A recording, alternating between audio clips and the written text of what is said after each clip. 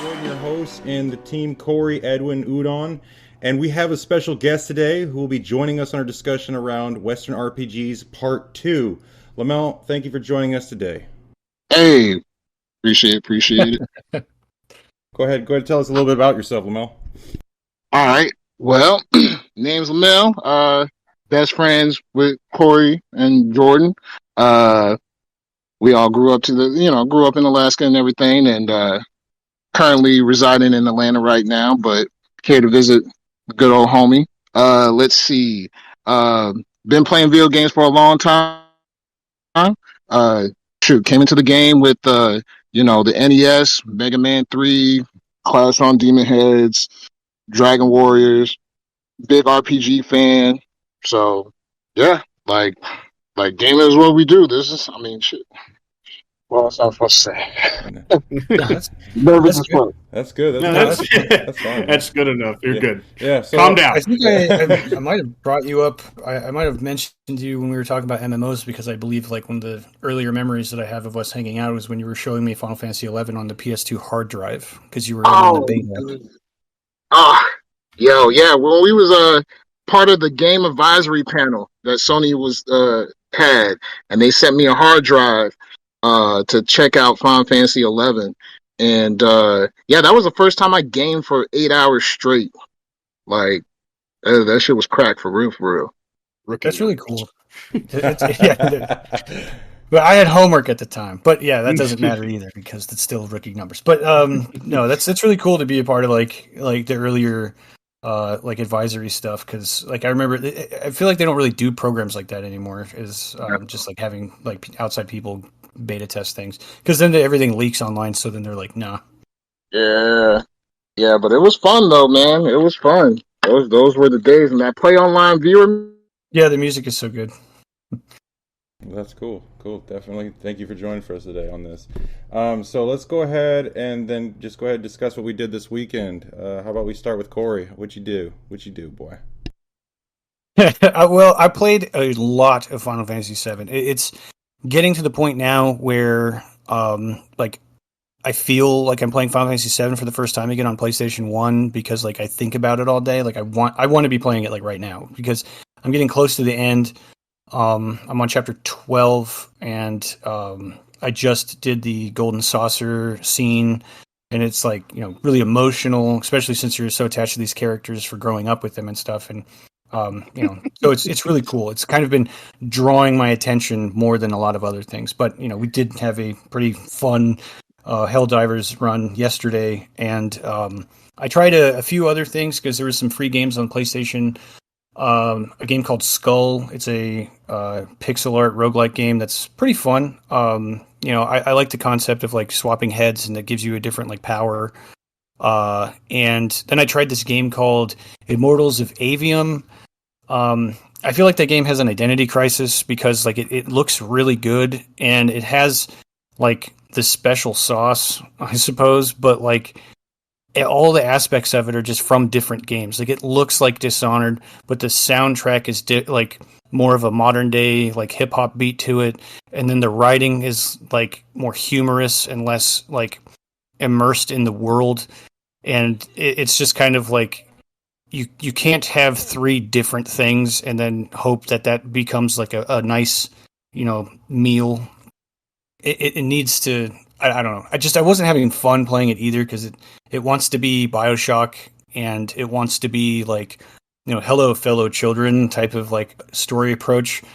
And, the freaking main bad guy looks like Lord Zed from Power Rangers. I don't know. It's... I think it wasn't a game that I want to put. Is that like it has a bunch of good points to it, but putting it all together, it's kind of falling apart because of it. Yeah, it's like, oh shit, I just threw darts at a board and it didn't work, and maybe that's why the game's free, because it didn't. I don't think it performed very well, and I also would say that the deciding factor on that not happening is it released at the same time. Not the same day, but like within a week of Armored Core 6. And that was a bad decision because Armored Core was a 14-year hiatus or something like that. And it's a huge franchise for mecha players. and it's a From Software game, so you're going to have the Souls players that want to get that game. And if I have $70 in my pocket and I can only buy one game that month, probably going to be a FromSoft game. So, they kind of screwed that one. And they spent a lot of money on marketing and stuff too, so I don't know. Don't play it, but, it was free, so I didn't really lose out on anything. I wouldn't buy the game. Yeah, and that's pretty much it.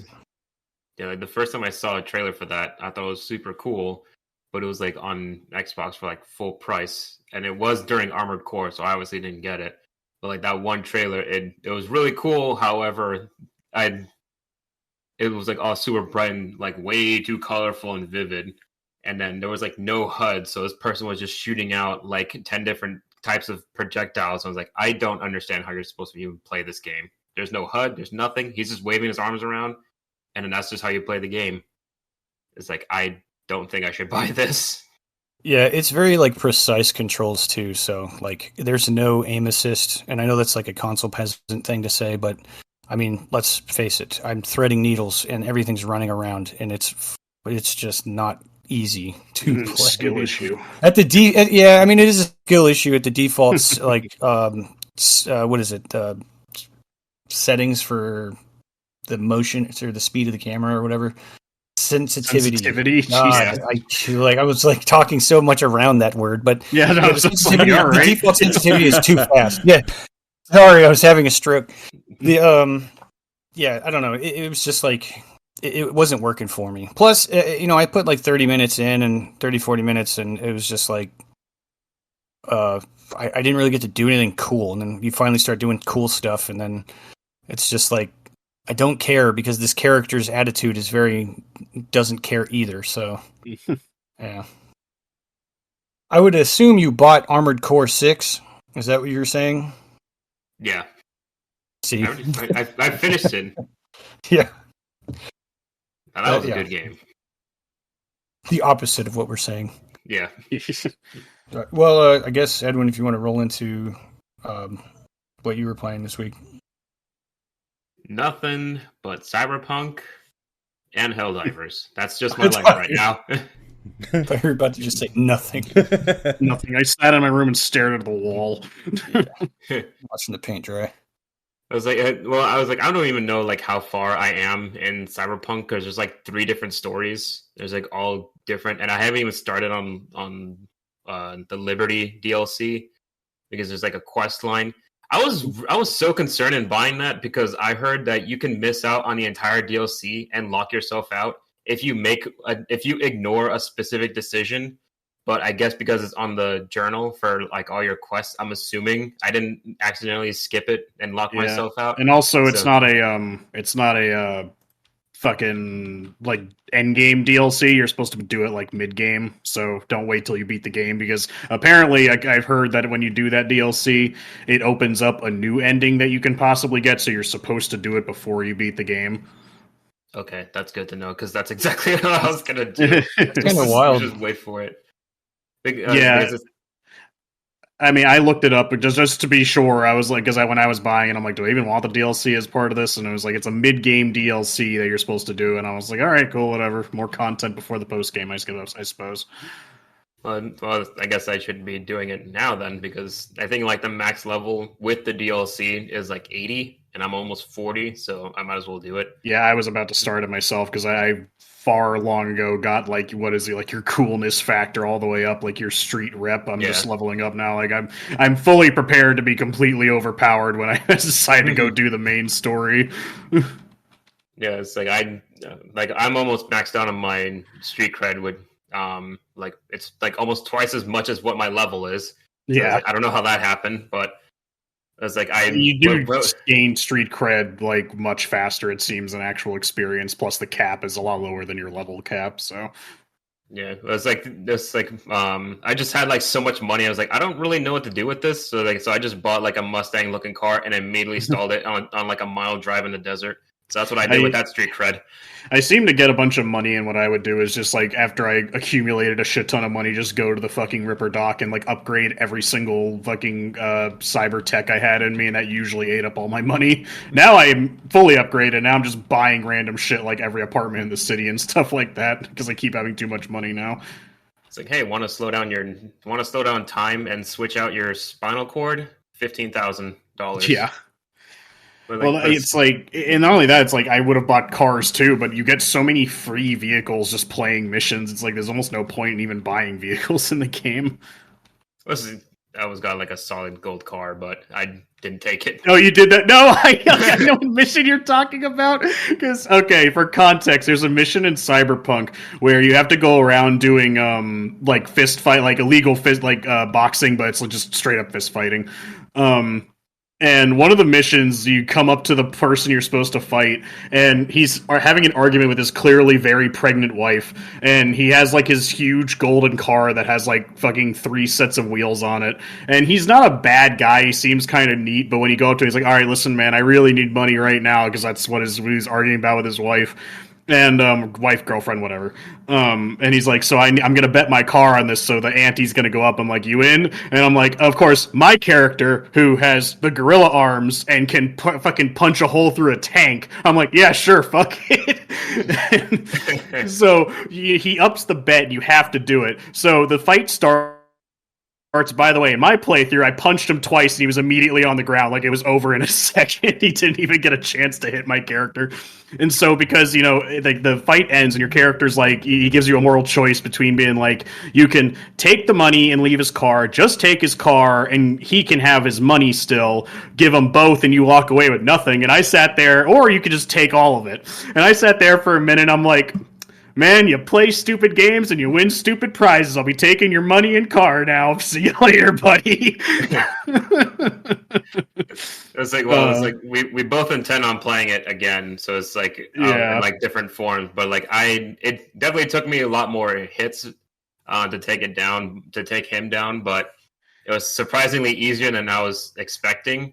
Oh yeah, the fist fighting's not terrible. It's pretty good. It's pretty easy to wrap your head around. Yeah, I was like, I just let him keep both of them. He was like, I don't freaking care. I was like, I don't need the money. I don't need a car. But on this next playthrough, I'm robbing you blind. I didn't either, but I was just like, that's what you get for, making a stupid bet and you couldn't fucking put up, buddy. So I'm taking it. Sorry. And it's funny too because Edwin's character, since I think you said you do mantis blades and stuff, so yeah, you couldn't hacking mantis. Yeah, it's like you couldn't use your weapons, but they don't stop me from using my gorilla fists to have a completely unfair advantage in these fights. So I'm just like, whatever, man. You're the guy who wanted to fucking fist fight the guy who could fucking throw a tank through a skyscraper, so whatever. It'll definitely be fun doing that again. Yeah, it's funny. There's plenty of things that I want to do differently on a second run through of that game. Yeah, and then well, besides that, it was like Corey said, we were playing Helldivers, and then that was just super chaotic because someone made us go through an impossible mission. I wanted you to have a taste. I left. Get that sour flavor out of your mouth. Yeah, it was like constantly surrounded in a small area by robots, and then Corey was the only one who made it out. And then we got like 200 experience for it. Hey, you extracted though. At least you did it. And then had bug stories. we only did it because Jordan said, like, hey, this is how I level up super quickly. 200 experience. So like, I'm calling you a liar, Jordan. He was probably doing with a lot of other people his similar level. That might have been what it was. Felt bad. But besides those two is pretty much all I did this week. So, Udon, you want to go next? That leaves me. Not a terrible lot as usual. I'm playing my gacha games and keeping up with those. I've been in the recording dungeons trying to get enough trash footage to use for our YouTube side of things. I've just been playing Hollow Cure, Left 4 Dead, Slay the Spire, just all these random games that I can just jump in and get some footage of. And I was just picking up Pal World again not too long ago because they've had an update. And a significant amount of our monthly game that shall not be named, but making progress on that. Other than that, yeah, I haven't really touched a whole lot. It's just been kind of that. I can't talk more about the monthly game because we have to save that for that. So there's not a whole lot to be said in that aspect. So I haven't even started. You should start now. I'm assuming it's going to take you a little bit because I'm not even that far into the game. I have no expectation of actually finishing that by the end of the month. Well, then just go watch the Game Grumps fucking play through it. All right, just do that then, or whoever you want to watch that has a recording of it. But I actually started my save on the native console, so that's kind of fun. I had to change what I did. But anyway, stop talking about it. Save it for the end of the month. So yeah, that's basically all I did. So not a whole lot on my end that can be effectively commented on. Jordan. Okay, well. Oh, Sky, talk. Yeah. So for me, I had gone through more retro games myself. I had to try to find, I guess, my roots of what I used to enjoy back in the day on PlayStation and PS2 consoles, as well as GameCube and such. I was playing an old game that was called Sled Storm, which was like a snow machine game, and obviously that already tells you right away that sounds like a really good game to play. But obviously in my area, it was just like, snow machines and all that stuff was a big thing in Alaska. So my old man was like, "Hey, got this game for PlayStation, let's try it out." And for some funny reason, it was actually quite fun to play. Dealing with it had some pretty crazy background music, as well as video games are fun. well, let's just say there's different tastes for everybody. But this one specifically didn't seem like it was going to be fun, and actually was. It was funny that you accumulate points and you upgrade your snow machine throughout the levels of championships. And the funny thing is that when you're trying to accumulate points, the thing that gives you the most points is running over a fucking rabbit. So it's like you could do all these cool moves and you get like 100 points. But if you see this white rabbit run across, you fucking hit it, you get 7,500 points. So it's like everybody is constantly trying to kill this thing every time they do a lap around, and you just see people fucking throw their snow machines off of cliffs and shit, just trying to hit the rabbit. This is like really throws things off. But animal cruelty. Exactly. It's like let's go ahead and kill ourselves a rabbit while we're at it. But it was a very cheap looking game. Obviously, it was fun to play even to this day. Had another game that I was extremely excited to play, and then found out that I don't know what was going on with me back in the day, but I was playing the second 007, and my god, the aim and the shooting is complete dog shit. It was not fun. I had so much pain doing it. Udon was there alongside with Corey, all hearing me. Your exploration into your childhood, essentially. Is that a 64 game? Yeah, or is it 64? 64. It was 64. And, yeah. I'm not gonna lie. The GoldenEye's controls do not age very well, and it's tough. I actually bought a wireless 64 controller that's laid out like a normal controller, just so I can fucking play those games. Yep. And then after that pain point, I actually ended well and got to play Splinter Cell 2. Or Splinter Cell first one, actually. The first Time Splitters, sorry. Time Splitters, very fun game. If you have not played it, you got to go play it. It is a great game. Not the only part that it's a funny storyline that they go through, time travel and this and that. It's comical the whole way through.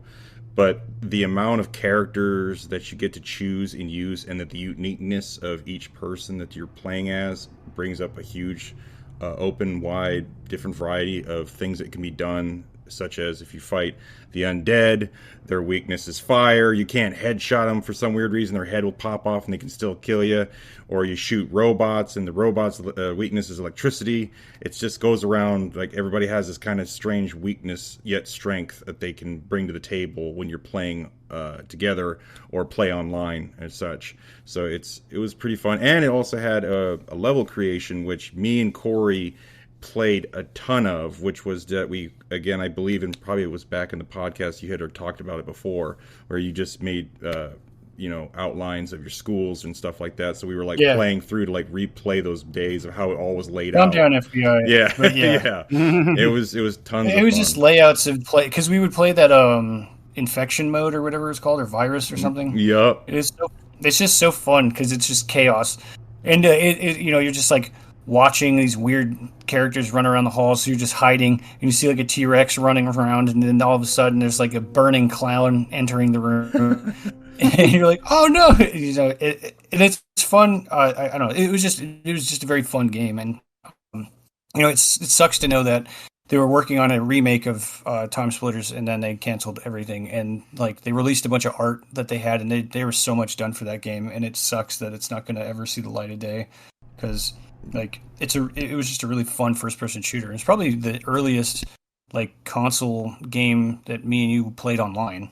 Yeah, no, that was really saddening to hear because me again picking it back up and playing it, it still held up pretty well. So I was happy to know that I was not losing my mind like I did with the last 007 thing. Because after I played that game, I was like, oh god, I just wonder what the hell the rest of these games that I was just like, these are great, and find out that they suck. Mm-hmm. So that was awesome. And then of course to everybody there, I have played Helldivers again, like I've always been. I'm now level 30, and got to bring everybody on side with impossible difficulty, which is fucking impossible. It definitely the name definitely stands for impossible. Yeah, it fucking sucks. And the fact is that there's still one more difficulty above that. So it's like, what the fuck else can I expect? Because you're literally getting shit on by tons of tanks. They're just shitting them everywhere, just falling down. You look left, there's just these robots ready to go in your ass, and then you go to the bugs alone, and then they're the same thing. Bugs just trying to go in your ass. Everybody's trying to go in your ass, and it just constantly sucks. And it's not fun anymore. You're just yelling and screaming, and then but luckily Corey made it out alive. I don't know how the hell he did. We also got a taste of those fire fucking tornadoes out there that just fuck everything up. When you think you're doing well, then they land directly on the way to get out. They fucking burn the place to the ground. Yeah, the extraction thing had a fire tornado on it, and then we were trying to free people in the like extraction thing, and then we opened the door and a fire tornado landed on it, and it's like, stop. Yeah, because I remember Udo was like, yeah, because I remember Edwin was just like, come on, guys, come on. And then me and Lamel are on the side like, we can't fucking go anywhere. There's tornadoes like 4 in our face. We're literally this 8 shit. tornadoes circling like everywhere you turn. Yeah, so he literally was like, oh, fuck it. And got on his ship and took off while me and Lamel were just sitting there like, oh, I guess we just burn alive or some shit. I don't fucking know. Just roasting, man. Like, that shit was trash. That's trash. Another like fun note of that entire playthrough was when I unlocked the 500 kiloton bomb or whatever it was, and I just threw it into the city, and I could see Edwin's character over there. I'm like, you need to get away from that right now. He's like, what? And then it's just the whole thing just turns into a freaking nuke. That was you telling me that, because I remember I was going in and was like, oh, you need to get out of there now. I was like, okay, boom, and then I just fly away, just ragdoll. And who was it that fell off the cliff that we started that one level, and then you fucking ragdoll off the level? that was me, because I dropped down and I was like, okay, well, there's this cliff over here, and I just dove, and I was like, oh shit, I'm still falling. Fucking starfished all the way down, like, woo, woo, woo, woo, all the way down. I was like, oh shit. It was pretty funny. Yeah, it's like, hello everyone, falls down a cliff. Yeah, that was my first time playing Helldivers. That shit was great. Yeah. Well, what about you, Lamel? Did you play anything this week besides the Helldivers at all? Let's see. So I'm currently playing Final Fantasy. So that's already been said. That shit is great. But I also playing Street Fighter 6 and Tekken 8. So Street Fighter 6 is mad dope. I love playing it in the arcades. I go to an arcade bar like once a week, and I just try to rock the sticks, get people off as many as I can. Just come on, come on, free smoke. Who do you play? Who do you play of in Tekken 8? Who's your favorite character? Oh man, Tekken 8, Steve Fox, man. He got the mitts, man. He got those mitts and beating ass. That's all I do is just sit there and beat ass with Steve Fox. But I am getting good with the Keen though. I started playing as Keen. I started understanding like how his moves go. I found out that if you map all the buttons, 4 buttons to like an L1 trigger, and then you just grab somebody. All you got to do is just keep pressing that button, and he'll automatically like do all the combos. So I'm doing Nice. everything from rolling cradles to, super power bombs and shit. And so it makes playing like in the field a little bit different because it's like as long as I can catch them, then it's golden. Because one move is going to take off half their life bar, but you just got to get that one move off, and it's tough as shit. King is So, king. but Yep. yeah, but king is king. Yeah.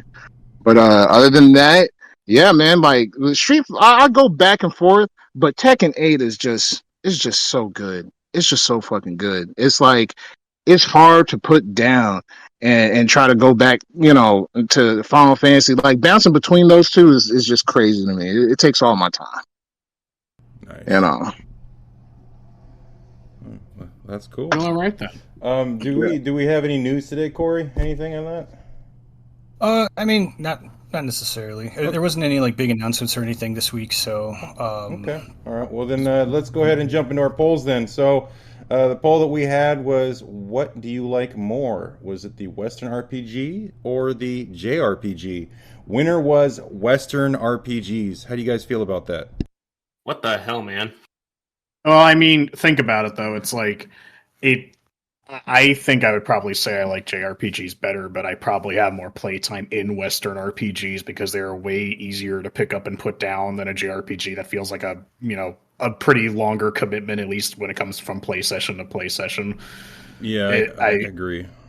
I definitely remember and love Persona more than a lot of other, than I think about Fallout or Skyrim or not necessarily Mass Effect. It beats out those, but anything like that. But if I had to go back and calculate total playtime, I probably have played Skyrim more than Persona, but Persona has left a much bigger impression on me, and ultimately in the end. Yeah. Go ahead. Okay, I'll go.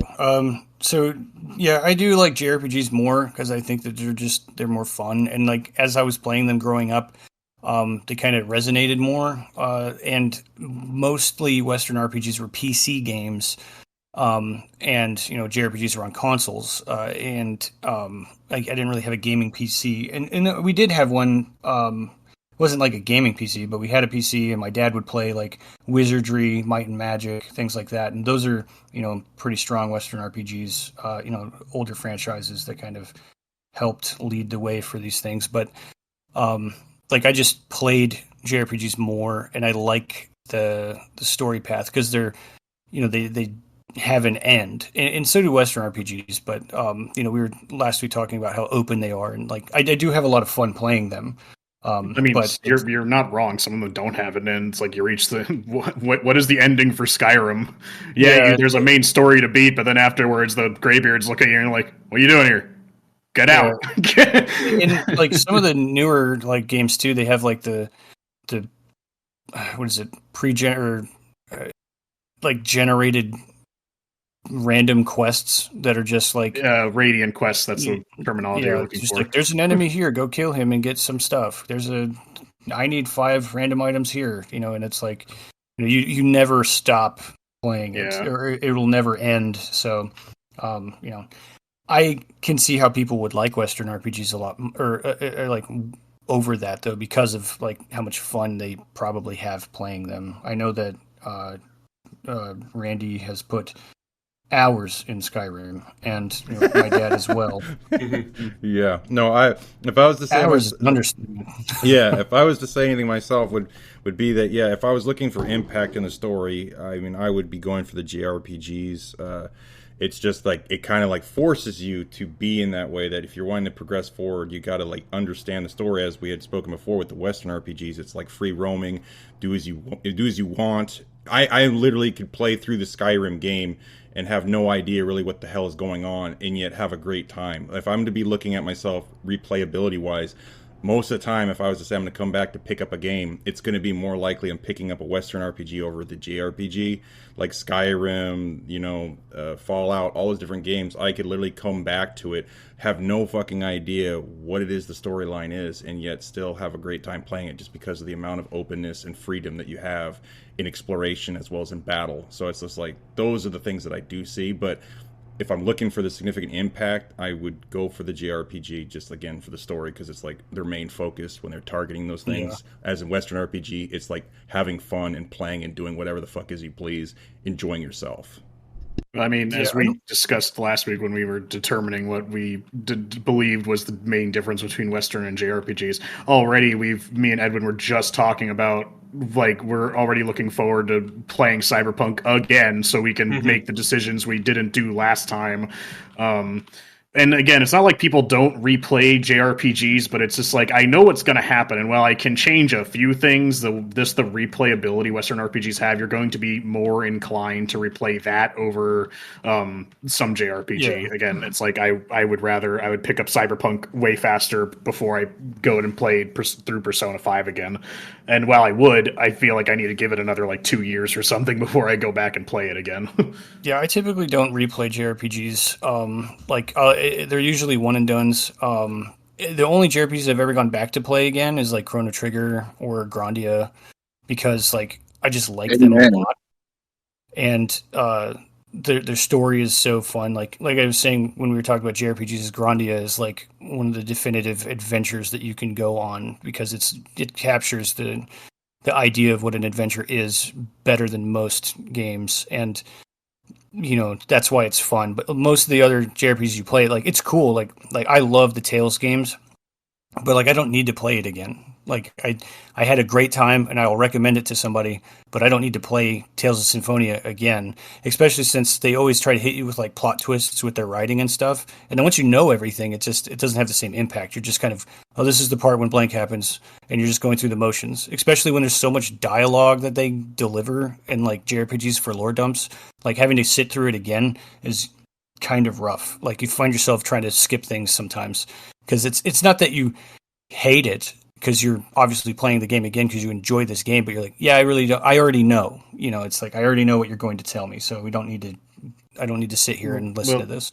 That's why I say like it takes me. I'm usually it's a couple years between me replaying story heavy games because even if I do know what's going to happen, I can change those smaller things. Whereas, like I said, replaying Cyberpunk or Skyrim, there's like you can change the game significantly enough between playthroughs that kind of waiting isn't as bad, to where you can replay it a lot more easily and faster rather than waiting a few years. I mean, that could also apply to even stuff like, I don't know, God of War. You know exactly how many, and I mean that by the first one.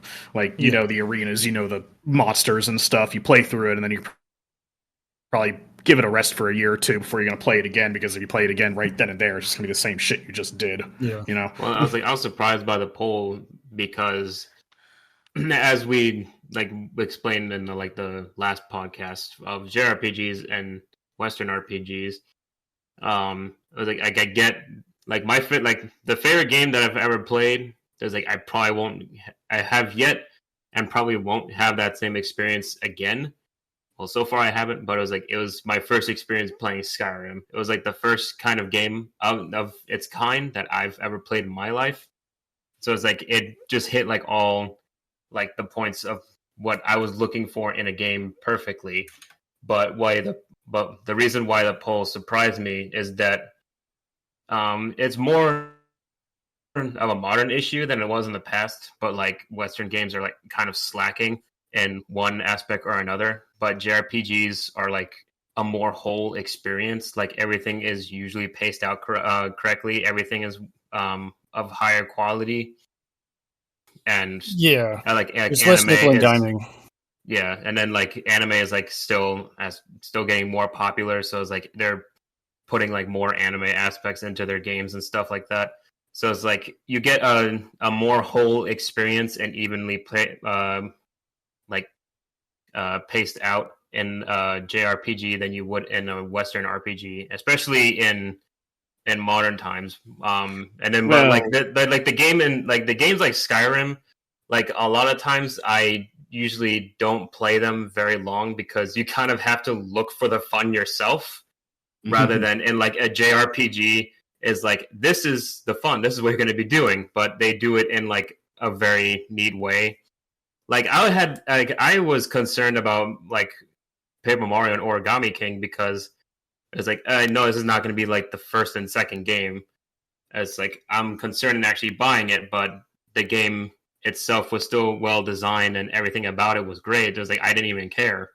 So it's like you get a more whole experience of every aspect that you could have one in a video game, in a JRPG, and then for a Western RPG, it's more of I was like, am I going to have fun if I buy this, or am I going to justify paying $60 for this by playing it by force? Well, I think. Yeah, $70. Oh, go ahead, Jordan. Well, I mean, like, yeah, because if we're looking at like the quality of things, yes, I'm pretty sure that JRPGs have gotten great over the years. Now that they're currently putting more focus on it, like you said, with anime and such, it's definitely making more impact.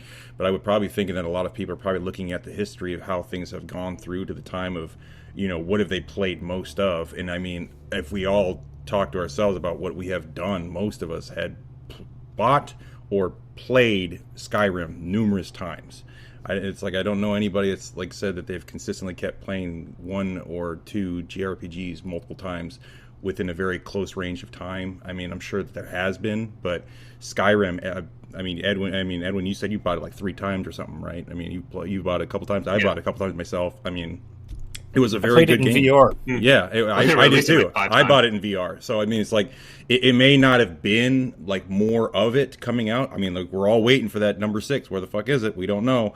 But it's like how much of a hit of impact that Skyrim had of just where it was is the reason why I probably would say that maybe those people are looking at the Western RPG sides of things, is because like if they see something that's great, even though the story might be shit, or it just may not be as great as Morrowind in those, it's still a damn good game, and still people are still playing it to this day. So I mean, like, no, go ahead. No, but it's like JRPGs. Like each one is like very well made, and then each one is unique in its own way. So it's like it's still entertaining. But pretty much the way, like after all the conversation and everything, a JRPG is entertaining to you, while a Western RPG is you make it entertaining for yourself because of all the freedom that it has. Like that's why I said like a JRPG is a storybook. Yeah. Well, it's like because it could also be recency bias. Because I would like wholeheartedly agree with what Edwin just said. Like if you asked me that like a year or two ago. But we also discussed how last week how like the Western RPGs are having a resurgence thanks to Baldur's Gate and like Dragon's Dogma. Yeah. There's been really good Western RPGs really recently that have exemplified what's best about that genre. And I gotta get on that Forspoken dog. Yeah, no, the thing, yeah, I mean, like predatory practices of like DLC kind of plagues Western RPGs more than JRPGs, because typically JRPGs DLC you're going to find is like costume packs or whatever. They're always going to have like a beach episode costume swimsuit DLC, $10, please. Yeah. But like Western RPGs, like when you're buying one, it's like you're also going to have like a few $30 to $40 like new areas to explore type thing, because they try to approach the game as like a live service a lot of the times because of this open world, and they want you to play it forever. But it's like, if I don't enjoy the initial game, I'm not going to get this other stuff, but you're already planning this game to have this other stuff. And so seeing some newer games coming out focusing on the initial product rather than how much they can like cut up the product is kind of nice. Well, it's also like the whole two-side issue is that there's like a lot of games that break the mold or the barrier between the two. So it's like we don't really know, like when you think of like your favorite game, do you know exactly which side it's on? So it's just like it is like two sides to it, but it's like there's still like some like right in the middle. There's like no one can actually define where it stands. So it's just while we did have a poll with two sides, it might be a lot more complicated. Oh, of course it is. Think about and that's kind of like when we do our genre talks. It's like we're kind of looking at the umbrella as a whole, and it's like video game, and then there's just tons of topics underneath that, but they're all just video games. But like if you look at Final Fantasy VII Rebirth, like there is a tremendous like difference between remake and rebirth, and it's a JRPG, through and through, but it borrows a lot of Western RPG like things, such as open world map exploration and all these little side quests and things to do. Like I spent most of my time just fucking around in a desert. And then I'm like, oh, I need to start playing the main story because like I want to get through this before like things start getting spoiled for me. And I'm going to stop like looking for, chocobo treats and things. And it's like, there's items in the world to pick up because you craft things more. And these are things that are not new to JRPGs, but they don't typically have them all in them. Because usually a JRPG is like a theme. So you have like the alchemy games where you're going to be doing crafting and stuff, and then you have Thousand Arms, which has a dating sim in it, and you have Final Fantasy X, which has the sphere grid, and they do like one thing typically, and seeing Rebirth have like many things in it. It's like, you're basically taking what Western RPGs are, and there's a little of that in Final Fantasy 16, but not as much. I haven't yet to play Final Fantasy 15, but I think we need another perspective. Lamel, what do you think about this? Shoot. Actually, I was sitting here thinking about the themes of Western RPGs because I feel like Western RPGs has like a lot more mature themes. Like the first ones that will come to my mind is like Mass Effect 2. Like I remember when Corey picked it up and we was all at his house and we was like seeing the story and we was like, holy shit, this shit might actually be really good. So I remember picking that game up and it was like, yeah, like everything felt dire. Like, you really felt like shit was really going down and we got to get prepared.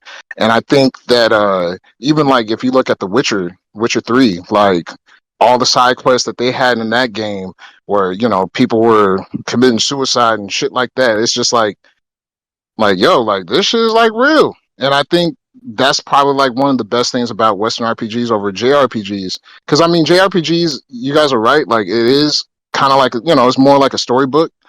And because of like the anime and things like that, it's kind of geared towards like I guess a campier vibe. Yeah. I mean, I agree and disagree because you bring up Mass Effect, but we also discussed last week how Mass Effect is this weird exception to the rule because a lot of Western RPGs that are popular don't have a lot of focus on story and themes like that, while Mass Effect does.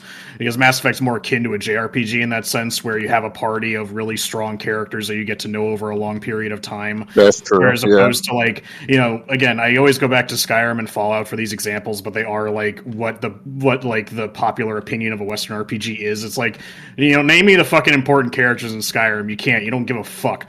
I don't know. Same thing with Fallout.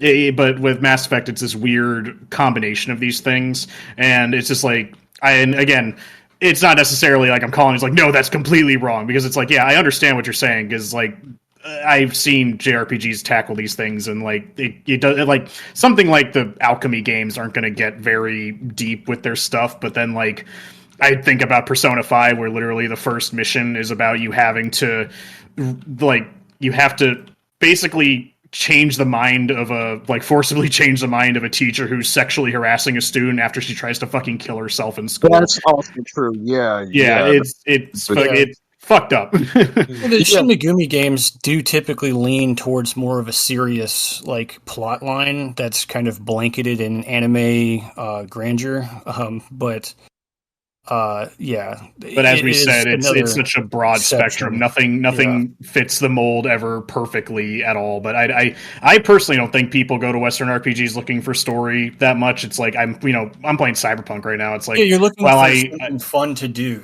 Yeah, Cyberpunk has a decent story. Like I am liking it so far. I'm not like super invested. I'm more invested in punching people and throwing them through walls than I am like getting Johnny Silverhand out of my brain. It's like I don't really care. I just want to go around being in Cyberpunk less than experiencing the story of Cyberpunk. Yeah. I want to say Also, like when it comes to Western RPGs, I probably would say, like you guys are right. Like the gameplay is like it's like yeah. Now I'm thinking about it. It's like yeah, I can't really remember any like memorable characters from most of the Western RPGs that I played. But but yeah, I just think that they just have like sometimes like when they get a good side quest going or something like that, like the themes really be jumping out at me. Oh yeah, there's The one, exceptions because like a thing that pops out at me. Everyone remember the Oblivion Dark Brotherhood? That was fucking nuts. I remember that storyline. yeah, yeah. Um, I've been playing Disco Elysium, and I want to say like Disco Elysium is probably another one of those good games too. Because I like because even though it's like the story is kind of based on politics, I like the way where all the characters are just kind of like you'll meet really cool characters, but their politics is really messed up. But if you go in with like an open mind and you like talk to different people, you can kind of get a sense of like how intricate and complex things could be because they'll be rooting for the bad guy because they're trying to get paid and it makes sense because everybody's poor and shit like that. So yeah, that's just one of those things where it's like I like those kind of factors outside of JRPGs. But personally to me, JRPGs all the way through just because I like the culture. I like that. I like everything the Japanese culture, what they put into their game. So, Hell yeah, I'm right there with you on that one. yeah. UI. They got to figure that out. Figure your UI out. I don't need to see every single stat. I do. No, I like that. I like being. I'm not like a min-maxing crazy person, but God, something that fucking bugs the shit out of me in it's just games in general. It doesn't even have to be a fucking Western RPG, but it's just like when you get something and it's just like increases your attack power, and I'm like, okay, by how much? It's like I don't know. It just increases your attack power, bitch. It's like no, tell percentages, numbers. Tell me what it does. Don't just fucking tell me it increases my. I want to know what the numbers are because then I might make a decision if it's not fucking worth it. Because if it's like, oh, it increases your attack power, it's like by 3%. It's like, well, then I'd rather take this one that increases my defense by 15. It seems more worth it to me. But you don't know. It just says increases it or it doesn't, or it increases it by a lot. It's like, tell me what a lot is, please. I like numbers. Well, it's like there's like one very specific issue that I have in both Western and JRPGs, and it's so goddamn annoying. And I don't understand what is so hard about explaining this. It's status alignments. What is wrong with explaining that? There are two games that I played. There's like one that I gave up, like when I immediately saw like their list of how many illnesses you can have in the game, which is like 20. It almost took up the entire screen, and none of it was explained to me what any of them do. They just expect you to know. It was like, oh, this is paralysis. Oh, it was like, oh, obviously that's gonna like stop you from moving or doing something. And then there's like some other ones, like half the list is like words I don't even know. But it's like, I'm not gonna play this game if you're not gonna explain to me like all the troubles I'm gonna go through. And then another game where it's just like, yeah, I played through the whole game and I still don't know what any of the status ailments were. I just like was like, what can I not use on my menu? And then for JRPG, it was Dragon Quest 11. It hardly explains what any of them do, but it's like some of them you just find out. And then like this, they also have like weird wording for some magic. Like for the whole game until like almost the very end, I did not know what thwack was because it never actually worked whenever it was used on me. Oh, and the instant death move? Yeah, I was like, that. You know what? It actually worked during a boss fight where I was almost dying. I was like, oh, that's what that does. I'm glad I found out what it does now. Yeah, ambiguous descriptions kind of drive me insane because it's like, what does that mean? Yeah, I mean, I'll give Skyrim or at least Oblivion. That's what comes into my mind. It's like you get a fucking disease or something. You just go into your menu and your stats. It's like, yeah, it decreases, stamina by 10 points. It's like, oh, okay, I know what that does now. There was no way I was going to know what rock joint is. Yeah. I'm right there with like, yeah. I mean, that's not even like that's not even a Western RPG. It's like any game that has those kinds of issues where it doesn't. It's like this vague information. It's just like I don't know. It does a thing. It's like I want to know what it does, like specifically, please, so I can like plan around it. For God's sakes. Yeah, I'm glad we have these issues when we no longer get a game manual with our game. Yeah, it's funny. I was going through so many fucking. I just put a bookshelf up today, and I was putting all my books in, and I found all my old game guides. I think I put in our chat my old like beaten up Gold and Silver and Ruby and Sapphire guidebooks, and I even have a Pokemon Coliseum guidebook. I don't know. There's so much information in those, and then the more modern it got, the smaller and smaller they got until they just kind of evaporated from existence. I don't know. I just thought it was funny looking at them because I haven't had a Splatoon guidebook. I even know Splatoon had a guidebook, but it's basically like barely bigger than a game manual that used to come in the case back in the day. So Yeah. but anyways, we're here to talk about, specific JRPG since we knocked out last week what exactly we defined as a Western RPG. Isn't that right, Jordan? Yeah, so I wanted us to go ahead and Segue. go around and discuss with each one of us what was which was our favorite Western RPG that was really dear to us. We did that in the previous one with our JRPGs. I wanted us to try and do that with the Western RPGs. So let's go ahead and start with Corey. All right. So, whenever I think back to Western RPGs that I played, that were like really important to me, that it usually just derives from like the memory that I have, like from playing it, and that it would probably be Champions of Norath. And it's kind of a weird spin-off of like an EverQuest franchise, but it was a PS2 game that was like a top-down dungeon crawler, very reminiscent of like Diablo type of games, and it was such a good game. I got to play it with I had a multi-tap for the PS2, and I could play it with 3 friends, and we would just we'd get home from school and just turn it on and play it for hours. They'd stay the night at my house. We would play it for hours. Didn't even matter how many times we would beat the game. It was just you pick a class. There was, character models that would change based on the equipment that you would find. And so that was really kind of awesome for us because it's that's kind of hard to find in newer games now is changing the model because of the assets you find. And it would just be funny to just be yelling at each other because the game would only let 2 people in a store at a time. So it's the 4 of us. You would see a merchant, and we'd all just start running, and you just hear us pressing the square button, trying to be the first to open the store so that we can look first before everybody else does.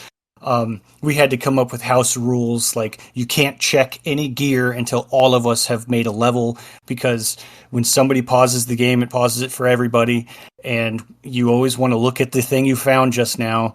And so it's you find items so often, so it's like, ooh, what is this? Ooh, what is this? Ooh, what is this? And you spend 2 hours in your menu screen instead of playing the game. So it was just this really fun bonding moment with me and my friends playing this game. And maybe that's why Crystal Chronicles did the stupid gimmick where you had your own menus. Yeah, and it's the thing about it is the world itself, the game holds up today. The graphics are not that bad. The world looks good. It's probably because they went with more stylized characters, even though it is set with realistic people in a fantasy world, but it is still treated in a stylistic way. And so that tends to age better than games that do full realism, quote unquote, for PS1 games are revolutionary polygons, but it's this game looks like trash.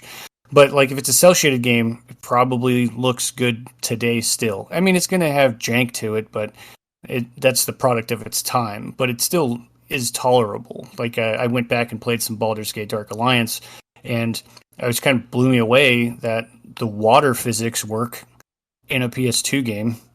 When you kill something and it drops an item and it lands in the water, there's ripples, and it's that's kind of crazy. That's a nice little Easter egg. But Champions of Norath is, I believe there's 2 of them, and they're both on the PS2. And I think the franchise died after that. But if you wanted to play something that was very similar to that style of play, that's more modern, you could probably find that in a game called Sacred. I believe there's 3 of those, and you might be able to find that on Game Pass. I'm not 2. exactly sure. You can stop at Sacred 2. Yeah. Sacred was a pretty good one that we played, but like those games lend themselves to like the multiplayer aspect of it because like I can't tell you what the game's about. I just know that I had a lot of fun playing it with my friends because we just wanted to level up, find new gear. All of us would pick a class, so it's kind of like it's I tend to pick like magic classes. Jordan, he kind of leans more towards like barbarian stuff. Big dude. But it's like complementary, right? Because you're putting the party together so that you can overcome whatever the hell is. And like I would play as like a necromancer, and then somebody wants to be the paladin, so it's like, oh, it's cool, and it really like the games have a really solid synergy with like multiplayer, and that's kind of what makes it fun in general. It's not the game being like a revolutionary story. I just had a really fun time playing it with my friends, and that's like so.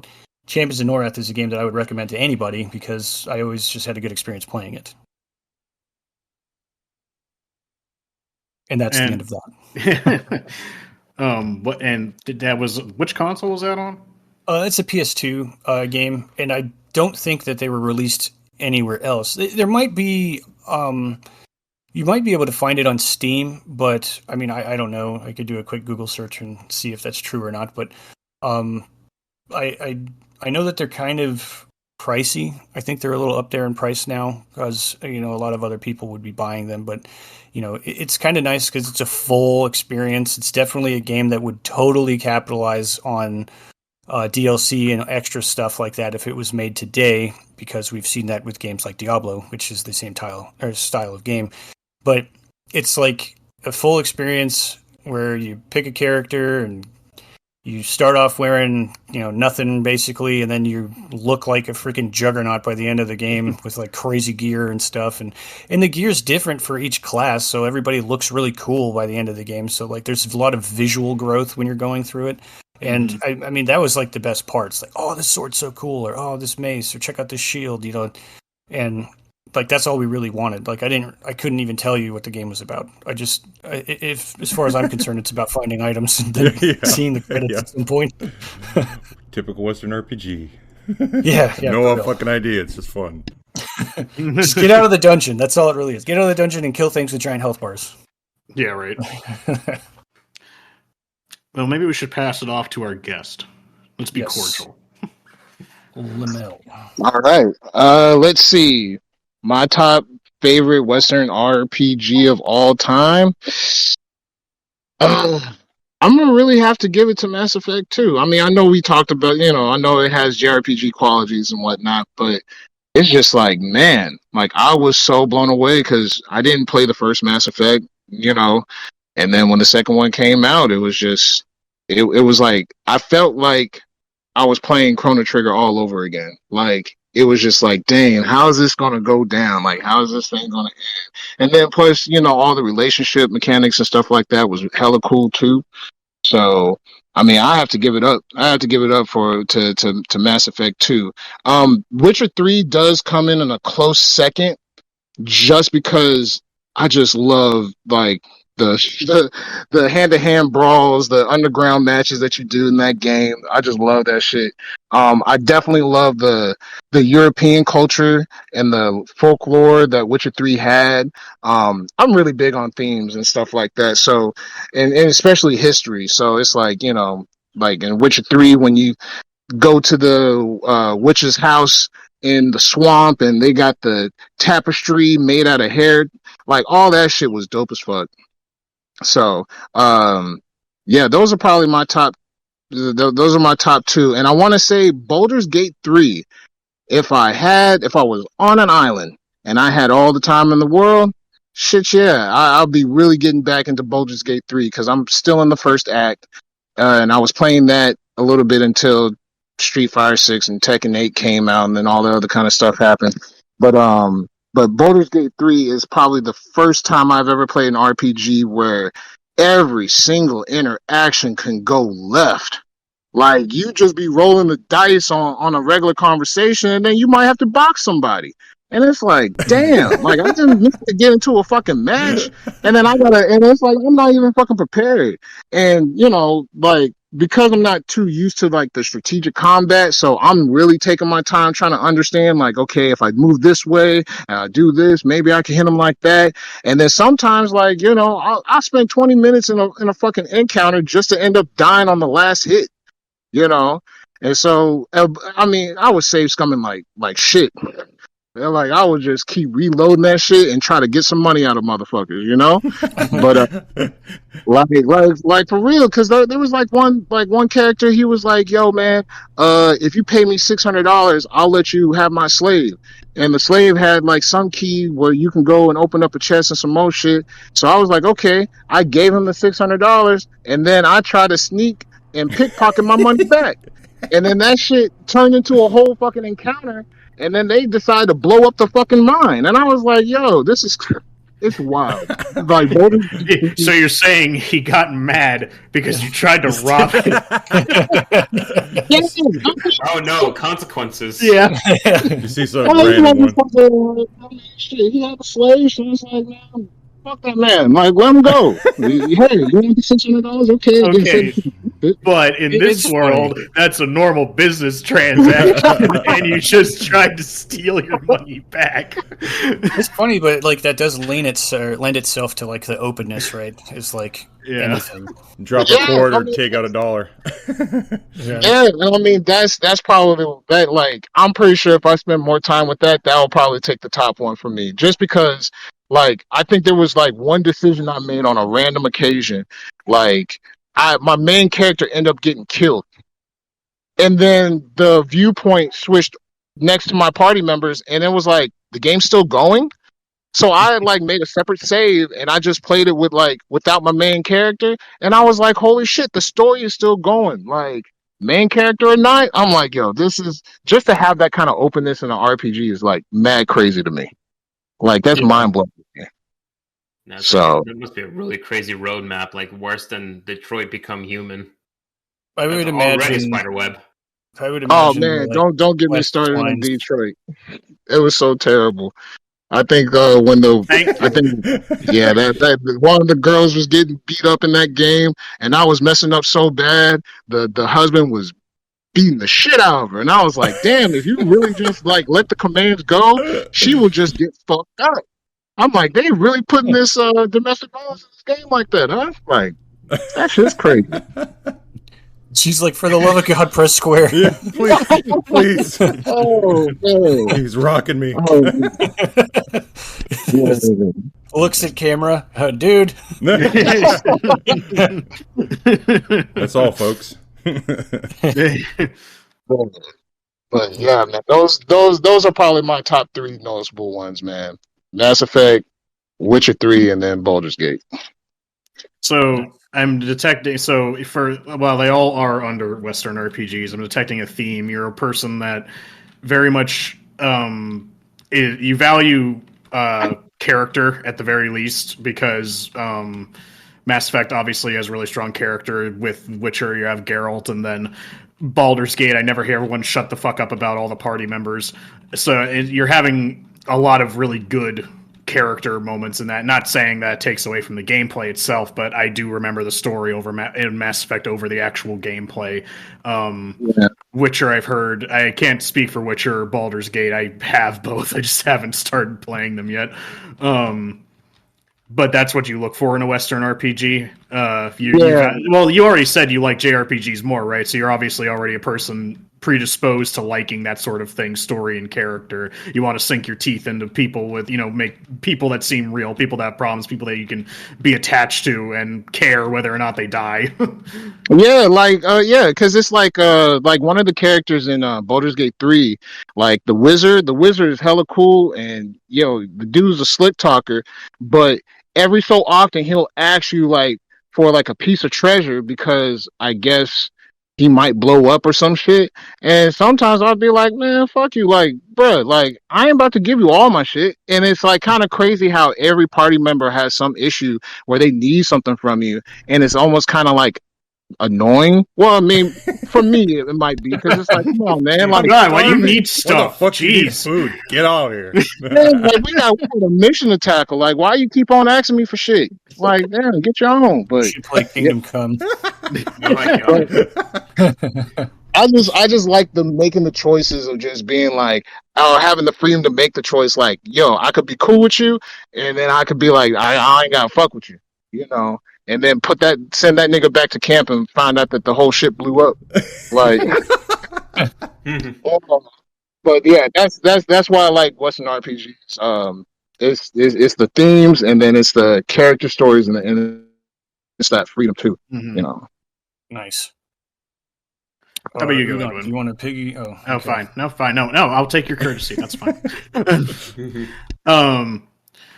Well, Lamel taking the wind out of my sails a little bit because I wanted to talk about Mass Effect as well, but I guess I'll bounce back and forth between Mass Effect and Dragon Age since those are probably two of my most favorite Western RPGs. Again, I can tell by what Lamel was saying. That's why I made that guess that he likes character, because that's exactly what I look for in Western RPGs. Again, not even gonna lie, I've put plenty of hours into Fallout and Skyrim where I just want to run around and do whatever the fuck ever I want.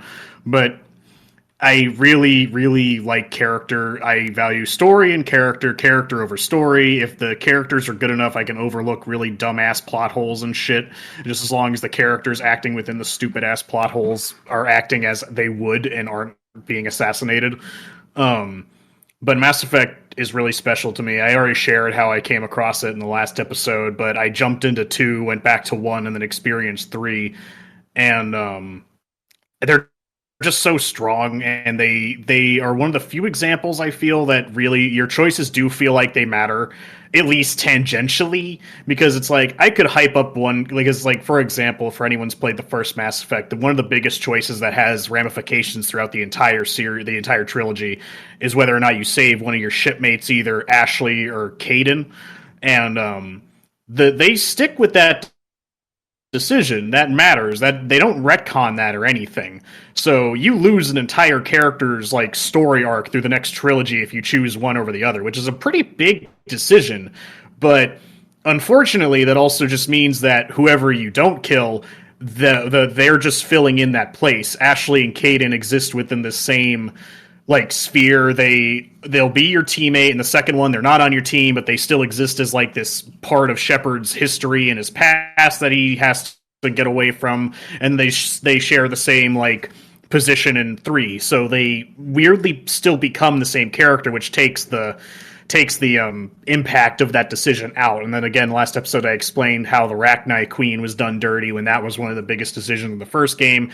Come the third game, it kind of gets diminished. So when it comes to like Western RPG freedom, that's what a Western RPG, that's like the biggest thing. How Mass Effect gives you that freedom is when you're making these choices. But ultimately, a lot of the times, the choices, kind of like in a Telltale fashion, ultimately don't matter in the end. Probably one of the bigger ones is probably having to deal with the genophage, which SparkNotes version on this for people who haven't played it. The genophage is basically this biological thing where a race called the Krogan cannot reproduce to sustain their population because they're very aggressive. And one of the biggest things about Mass Effect 3 is curing them of that, because it's been a theme problem throughout the entire trilogy. And having Morden with you, which is a scientist of a different race called Solarians that actually created the virus, will substantially change like the impact of that entire segment. Same thing with having Rex, who's a leader of the Krogan. He can be dead at this point and be replaced by another character. But again, that's the problem, is that at that point, if Rex is dead, actually, come to think of it, that actually proves my opposite point, because that actually changes the dynamic, I feel. Because again, Corey said that he didn't cure the genophage when you did it in Mass Effect 3, and I had asked you whether or not Rex was alive, because if Rex is alive, clearly he's becoming the leader of the Krogan, and because of his time with Shepard, he's becoming a much more balanced leader, like level-headed and trying to lead the Krogan in a better direction. So once the genophage is cured, they're not going to go back to like trying to make wars with everybody. Whereas if he's dead, there's another Krogan, I think it's his brother or someone related to him, that is in his place, like occupying that same character space.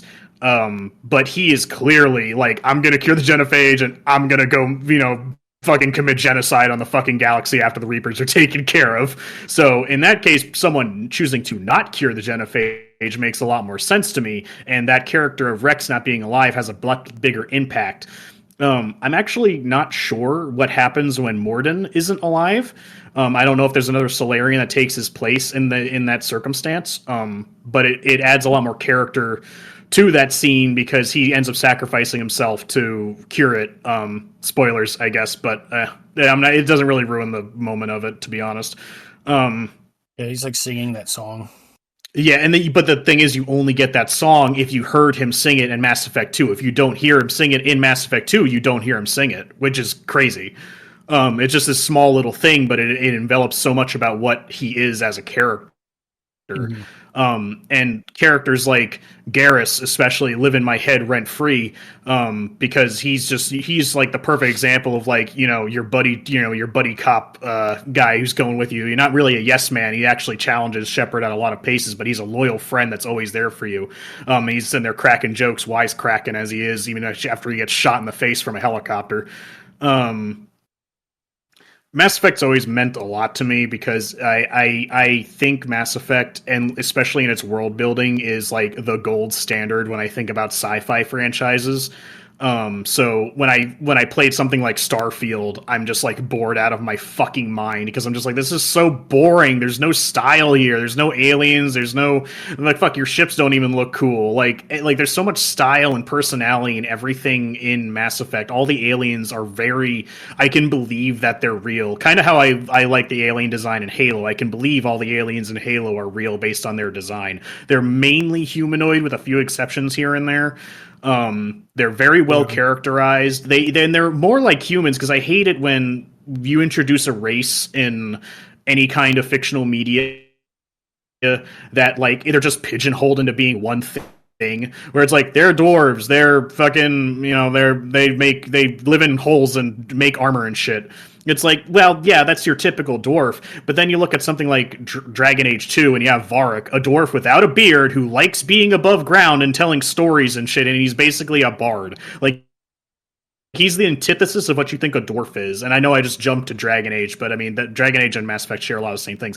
Going back to Mass Effect, you have something who Garrus, when I just mentioned, is going against Turians, but then they're characterized Turians to be all about what's best for the group, whereas Garrus thinks that you need to be doing things based on what the situation calls for, not always like what's good for the group necessarily. Not following all the red tape and his life as like a police officer, essentially, which is part of the reason he joins Commander Shepard, because he's essentially above the law because of his position and wants to be able to do things his way.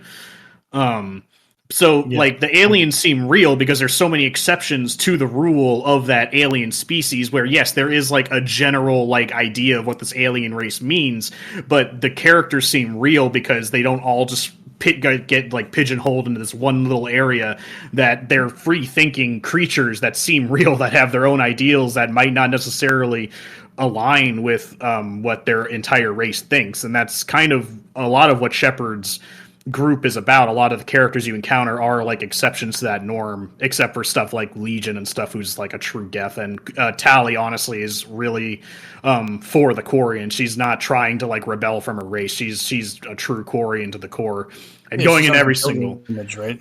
Yeah, she's just on her pilgrimage. And in Mass Effect 2 and 3, you see that she's all for her people. She wants to help her people. Whereas you wouldn't see the same thing with like Garrus. And Rex, who initially doesn't want anything to do with the Krogan, being with Shepard inspires him to be involved with Krogan, trying to, push them towards a better future. And just seeing that growth of all these characters and stuff, like I think about Mass Effect constantly. I always the aliens designs were great. The ship designs are great. The world designs are great. Had the greatest codex I've ever seen in a game, where I'd actually go out of my way to read it because it was voiced, which was cool. But you got enough information just playing the game. You didn't have to go see the codex, but all the effort that they did to putting backstory and everything to how the history of the entire universe and how it came to be is really interesting. I just said I was putting on my bookshelf. I found the 3 Mass Effect books they came out with that I read all 3 of them. All of them are worn to shit because I read them all multiple times. I love Mass Effect and what it can do, and like I said, gold standard. I'm spoiled on it. That the only other sci-fi franchise that comes to mind that I like the style of, but in a different way, is Warhammer 40K. But that's a completely different story that has almost zero to do with character and story and shit. But that's getting off topic. That's just like I love big dudes in armor and just things dying and there's blood everywhere. Those videos are Capital, sick, bold, underline, it's violence. Sick. Yeah, it's true. And the tagline of 40K is like, in the future, there's only war. That's all you need to know. Now we fight. I have art books of Mass Effect and Dragon Age. Like I still like opening them up and looking through all that stuff because like they did a really good job at like just immersing you in this world with a bunch of like shit that you've never seen, but makes sense to be there. You know. Yeah, and it's fun to me, like to return like the core idea instead of talking about just the world building in general. As in the first game, you start out as Shepard, and he's like, "You're a human. You can't play as anything else. You have to play as a human." Which honestly, I think is fine. It bothered me at first, but I'm like, "Yeah, this is cool." And eventually, in the third game, you could play as aliens, but only in the multiplayer. But you are a human, but you're like a high ranking member of the military, and you go to like a planet you're trying to try out for the Citadel, which is like council of aliens that runs space, to become a Spectre, which is like super tippy top like special forces essentially that work directly for them. And you'd be the first human Spectre, which is a big deal because humans in the galaxy came in and they started, us being humans as we're typically characterized in a lot of fictional media as being, gung-ho and always want to be in charge of everything. We're very hasty. We want to make our place and make it now. We don't want to be in the background. And as Shepard, you go to this place to basically have a field test. I'm going to skip over a lot of shit because going it by point by point, I'd be here all day. You get visions essentially of this ancient machine alien race called the Reapers that's going to come and destroy the galaxy. And the whole plot line unraveling that expands throughout the entire trilogy, where basically Mass Effect 3 is the third act of it, the entire story. Because as soon as you start Mass Effect 3, it's happening. You're in action right there. There's no more build-up. We're at the climax. And the entire game is just the climax of the story. You build it up in the first one. The second one's kind of, meandering around the point. We're getting a lot more character building in the, second act low point. And then the third point, you're at your climax. The whole trilogy is one story. And while the story begins and ends, technically, of what you're doing currently in every single game, the overarching story is just expanded throughout the entire trilogy. And it's a game that, even though it's an RPG, I will be like, quite frankly, I'm gonna at some point. I hope we do it as one of our monthly games because I'm just like, I am always ready to go back and play Mass Effect. First one's a bit jank, but play the remastered and you'll be fine. They fixed a lot of shit in that. Again, if I go into super detail on everything, I'll be here all day. And a lot of those things apply to Dragon Age, but now that I've expanded on Mass Effect to its 10th, I'm not going to start on Dragon Age because I have about as much praise to say about that. And a lot of this kind of the same points that's just brought over from Mass Effect into Dragon Age, that just fantasy style now, except Dragon Age is a bit better in terms of freedom of choice, essentially, and the choices mattering a bit more than Mass Effect does. And why Mass Effect is a bit from the norm because of how they're focused on story and character over the actual freedom. I don't talk about the gameplay enough, but I think the gameplay's fine. It's serviceable. It's a third-person cover shooter, kind of akin to Gears of War cover shooter. It's third person. It's all about taking cover and peeking over, using your abilities, shooting dudes. Gameplay's kind of whatever. I think it's good. One thumbs up. It's not phenomenal. It gets better as the games go on, and they introduce like the combos and stuff you can do with your teammates and make all sorts of different combinations. But ultimately, I'm there for the story and the characters and just being in that world. And that's what I look for in Western RPGs. I know I would find it more often in JRPGs than I do, but I feel like when they do it well in Western RPGs, it's just so much fun, especially because you get to put yourself in the shoes of the character because it's a Western RPG, because, Shepard's a blank slate. You are Shepard. As opposed to, taking a backseat to being Cloud and whatever the fuck he's doing in Final Fantasy, But yeah, I think I've talked long enough. Like I said, I could cover this entire episode and we could just talk about Mass Effect for the next, 2 hours, but I don't think y'all want to hear me talk for that long. So what I was trying to do before, I will pass it to Edwin. So being the youngest one here, I have never played Baldur's Gate, The Witcher, or Mass Effect. So, and I don't want to talk about um like the what we've been talking about, which is like Cyberpunk and Skyrim and all that, because everyone already knows what that is, and I feel like we've already talked about it enough. So I'll go slightly down my top 10 to like the next uh Western RPGs that I love, and that would be Fable and Kingdom Come. I have like specifics to say about Kingdom Come Deliverance, but um I'll start with Fable first because it'll take a little longer. So Fable is actually my Skyrim before Skyrim, because that was like it had like everything that Skyrim has, but in like a more linear way. So it's like the same kind of like medieval things with like the magic and like sword fighting and all that. But I like this. I like the story of Fable because it's just like an RPG. You like start from the bottom and work your way up. But it's also like that's what the main plot line is. Is just like the bloodline story, and then that's probably why like Lionhead Studios, the one who made it first, why they closed down is because they kept making games that were not for the bloodline story. So it's like Fable 1, 2, and 3. So I just made a bunch of like side games. But when I first played Fable 1, it was on PC, and it was actually a game that I found in like a collection of my aunt's. I don't know why she had it. It was probably her daughter's, but it's like she let me borrow it, and then that game just blew me away. It was like an introduction to like a new genre of playing games that I have yet to experience in that way. Especially because it was a mature game, and I have yet to play that at that young of age. So when I did start playing it, that's the only thing that I played, and it's just the story. It's kind of the same all around. You start as a kid, and then you just go through.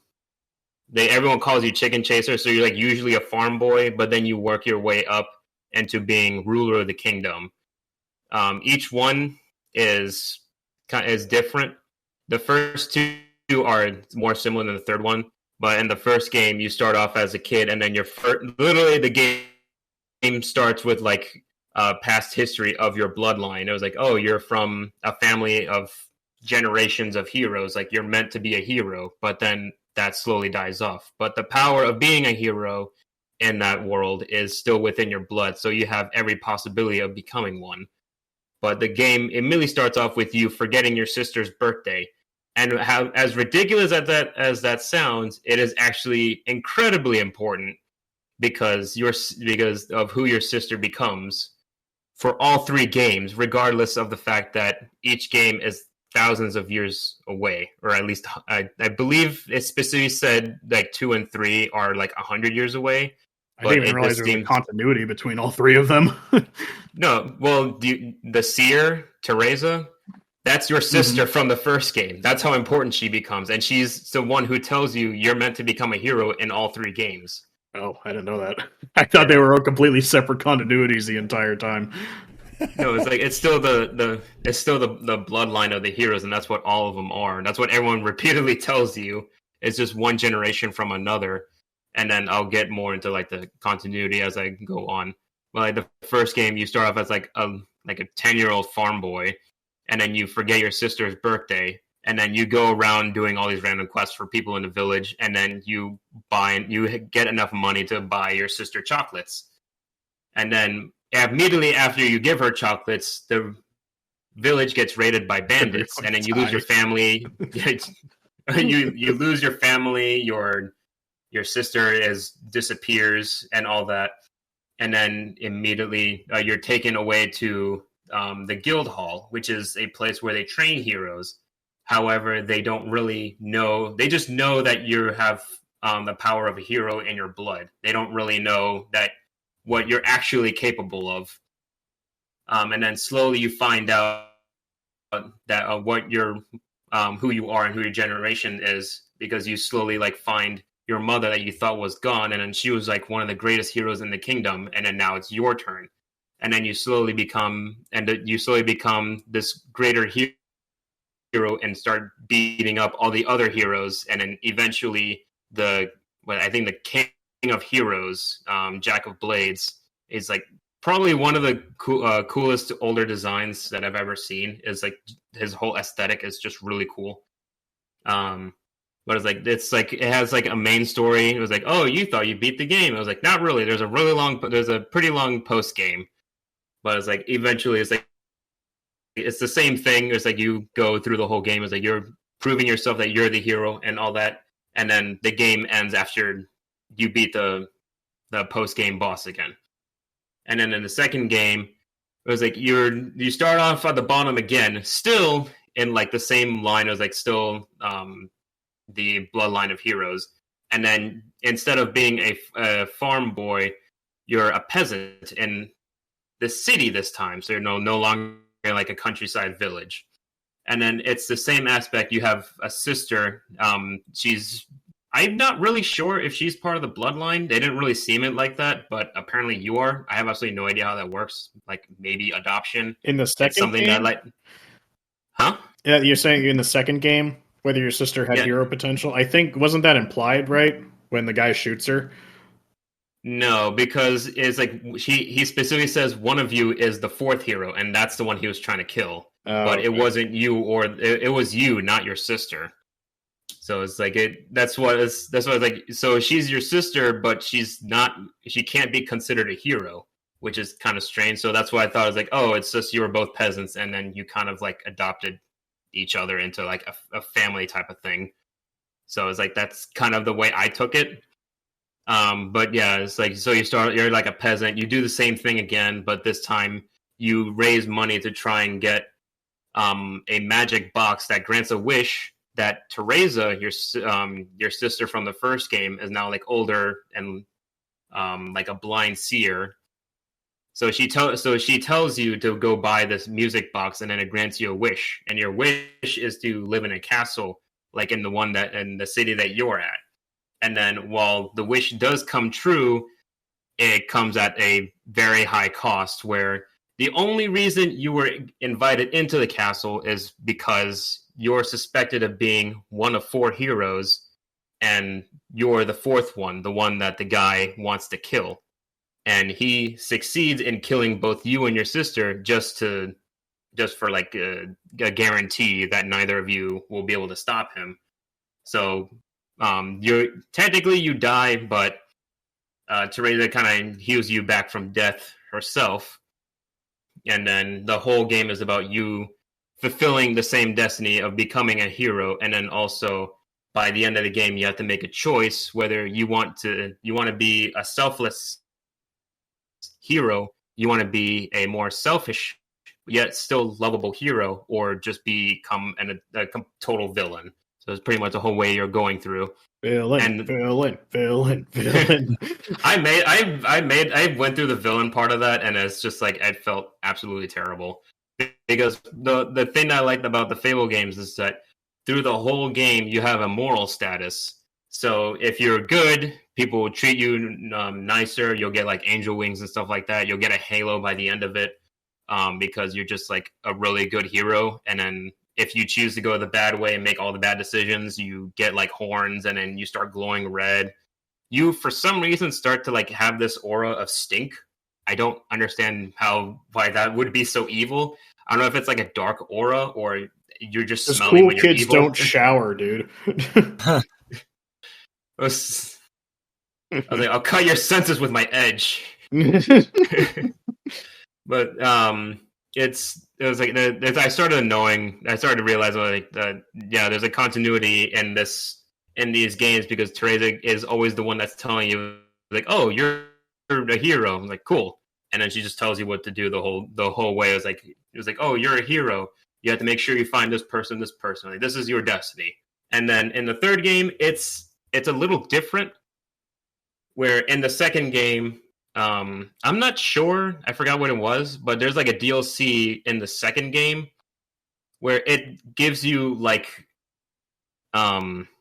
a visual trailer that when you beat the game, Teresa tells you that you will become king of Albion, which is the kingdom that you're always in. You become king of Albion, and then you'll bear a child that will soon be a hero to save the kingdom in the future. And then I don't know if that was like a tease for the third game, or it's just more to like connect it to.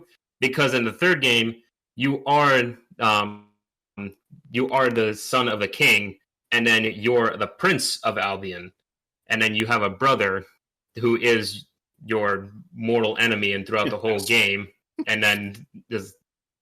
Yeah, so like the third game, you're the Prince of Albion, and then you have your brother who is the king because both your parents died.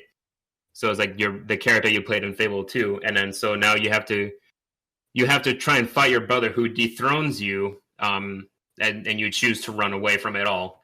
So you become this peasant again, and then you pretty much have to go.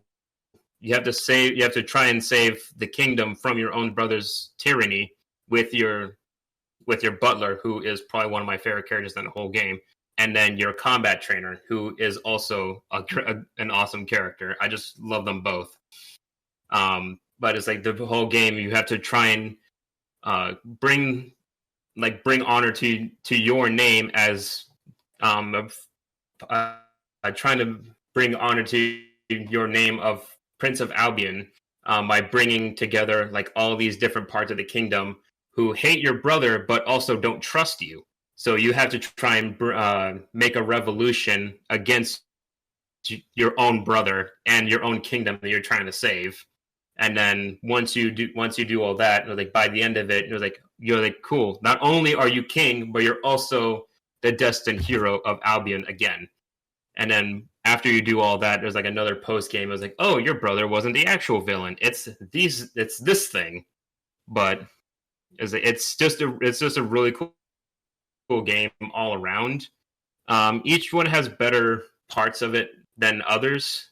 Actually made like a whole list of what I like about each of them, but it's much too long. So I'll just go ahead and leave it at that. But it's like Fable is like my Skyrim before Skyrim. I like what Fable tried to do, I guess. I think I remember it mostly for its like raunchy isn't the right word. I had it when I was fucking listening to you. I wanted to say definitely a goofy game. It's the fucking like dialogue and the way people speak in the game. I remember the most. How people talk to you. I know it's just like funny English voices. No, it's just like I don't know. There's something about stereotypical. Again, I had the fucking word and I lost it. It has a very like unique attitude. Like the game is it's very kind of like silly. It does take itself seriously when it needs to, but at the same time, it's also just like we know what we are. You know, it's, I don't know. I think Fable's fine. I never really got super into it, and I think that was the fault of the gameplay. And again, it's like you say there's continuity, but there wasn't a whole lot of like character and story for me to sink my teeth into with that game, so I was relying on the gameplay for me to really like it. But when I mainly played Fable 2 because I just remember renting it several times from like a movie gallery near me way long ago, and all I remember is the fact that like I didn't like how like the magic was infinite. Essentially, you didn't have like mana. You could just sit there and spam magic all you want, and like there's anything the enemies could really do to you about it. I don't know. I found the game like weirdly easy, I guess, and not even like easy. I just found it like unfair, but in your favor. So I wasn't like super crazy about it. Well, it's like if you didn't like the infinite magic, then that's why you would play the first one. I like the second one because it's like the better one all around, and it has like the better, more interesting story because you have to go around and find these different heroes, which all like represent the three aspects of your hero status, which is strength, skill, and magic, which is used throughout all three games. It's like the things that you like level up to like become stronger, and depending on which one you level up, it kind of changes your character. Like if you level up strength, you get your attacks become stronger, you get more health, and then you can see your character become buff. And if you get skill, I think your character becomes taller for some reason. He's like And then you're like slender. faster. I can see things. It's like what? I did like slender. the way your character did change as like depending on depending on your actions, not only your morality but through what you did in the game. I thought that was a neat concept. I do remember like a lot of people like talking points about Fable when people talk about it. They remember like all the side content with like because I remember Fable 2. It's like I remember like making pies and making swords and stuff really early in the game when you needed money, and then I hear other people talking about all their like 17 wives and how they fucking made it capitalist nightmare / dream come true when it comes to like owning property and stuff like that. I hear a lot about those parts of the games quite a bit actually, more than like the actual like story itself. Well, it's like the three games, like they all like play fairly similarly, but it's like some of them have like differences. Like in the Infinite Magic, that's only in 2 and 3. In 1, you do have it's probably the most like retro RPG-ish because you have like way more skills than you ever did in the second and third one, which is why a lot of people liked it more. Like you could summon blades, you can do a dash, you can do like a berserk mode. You can't do any of that in 2 and 3. You just have like basic attacks like lightning, tornado. You can like summon a bunch of blades, you can slow down time. But it's like not as diverse as the first one. And in the first one, it's also not infinite magic. Like you have health and mana potions. So it's like I feel like you would like the first one more.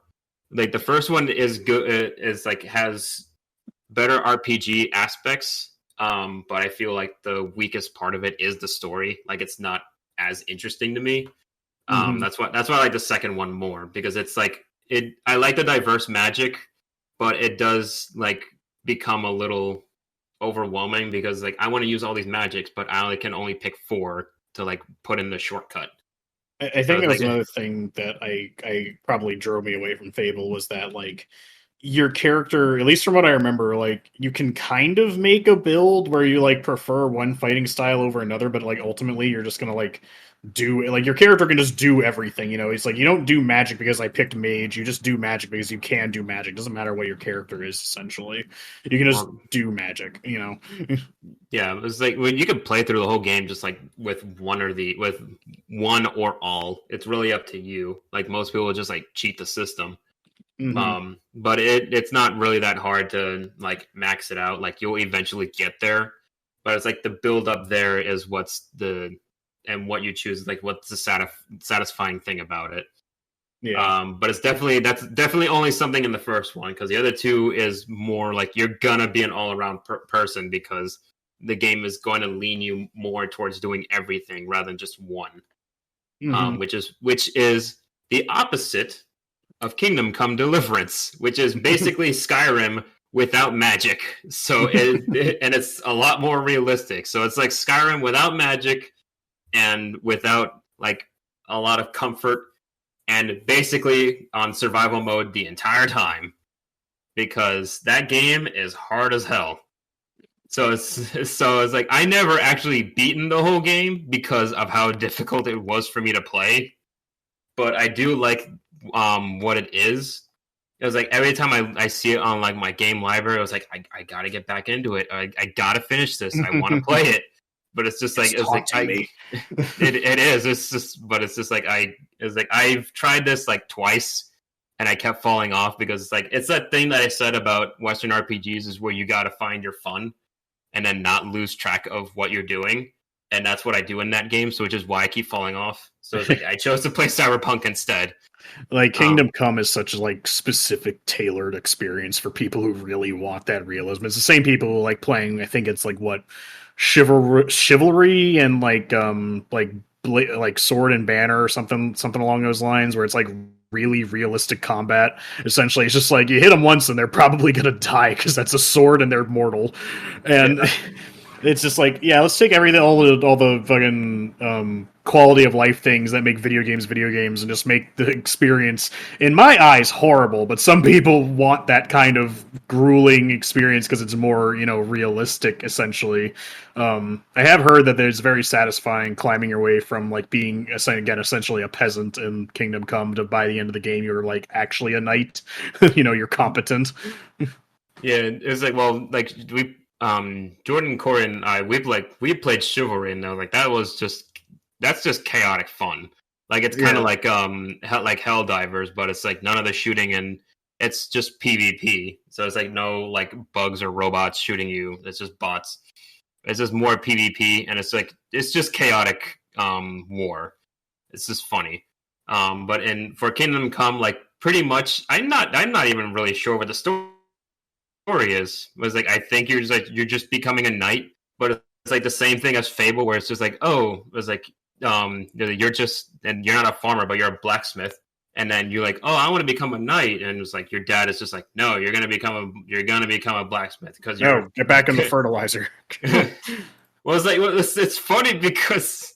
It's funny because your character is a dude named Henry. It was like I want to become a knight, but everyone is just like, but you're a pussy. It was like you're not going to become a knight because of the person that you are. you are physically incapable of this. I'm sorry. It was like it's funny because it's like literally through the whole game, it's like you're playing this like wimpy man child, and it's just like. I was like, I want to become a knight, but it's just like everyone is just like shitting on you the entire game, and it's just like I was like, if you like get to finish a quest and like get a woman, it's like, oh my god, I was like, I actually have a chance. But it's Corey, just like Kingdom Come. What was the plot hook? Why are you adventuring? You're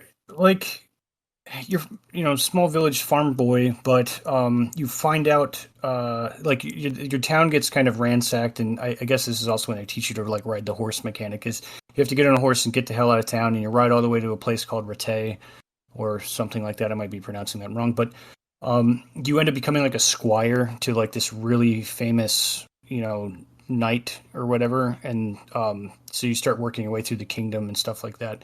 But as you like play the game, you start to uncover like who your father is and why you're kind of welcomed into like these circles and stuff like that. It's a very traditional medieval story, I guess. Yeah. But like it's a very traditional medieval game, because it doesn't have magic and any of that other stuff. It's like a lot of survival stuff. So it's like if it was like you gotta eat, but if you eat too much, then you get like a penalty for it, and then it's like you get fat and then you get slow. It's crazy too because there's a lot of cool things you can do in that game. Like if you sneak into like a bandit camp while everybody's sleeping, you can put poison in the food that's all over the fire, and if you come back later, they'll all be dead. Because like it's just things like that. So there's like mini games. Obviously, I played a lot of dice to get stuff. There's side quests. Like there's this really funny one with a priest, and you just oh my god, that one is hilarious. And that priest kind of reminds me of like Bruce Willis for some reason, but like. Yeah, because you get super drunk with him, and then he has to lead like a service, but he's like, "I can't do it. You have to do it." And you're like hungover, and you're trying not to have everybody like notice while you're standing in the church drunk, trying to lead a prayer.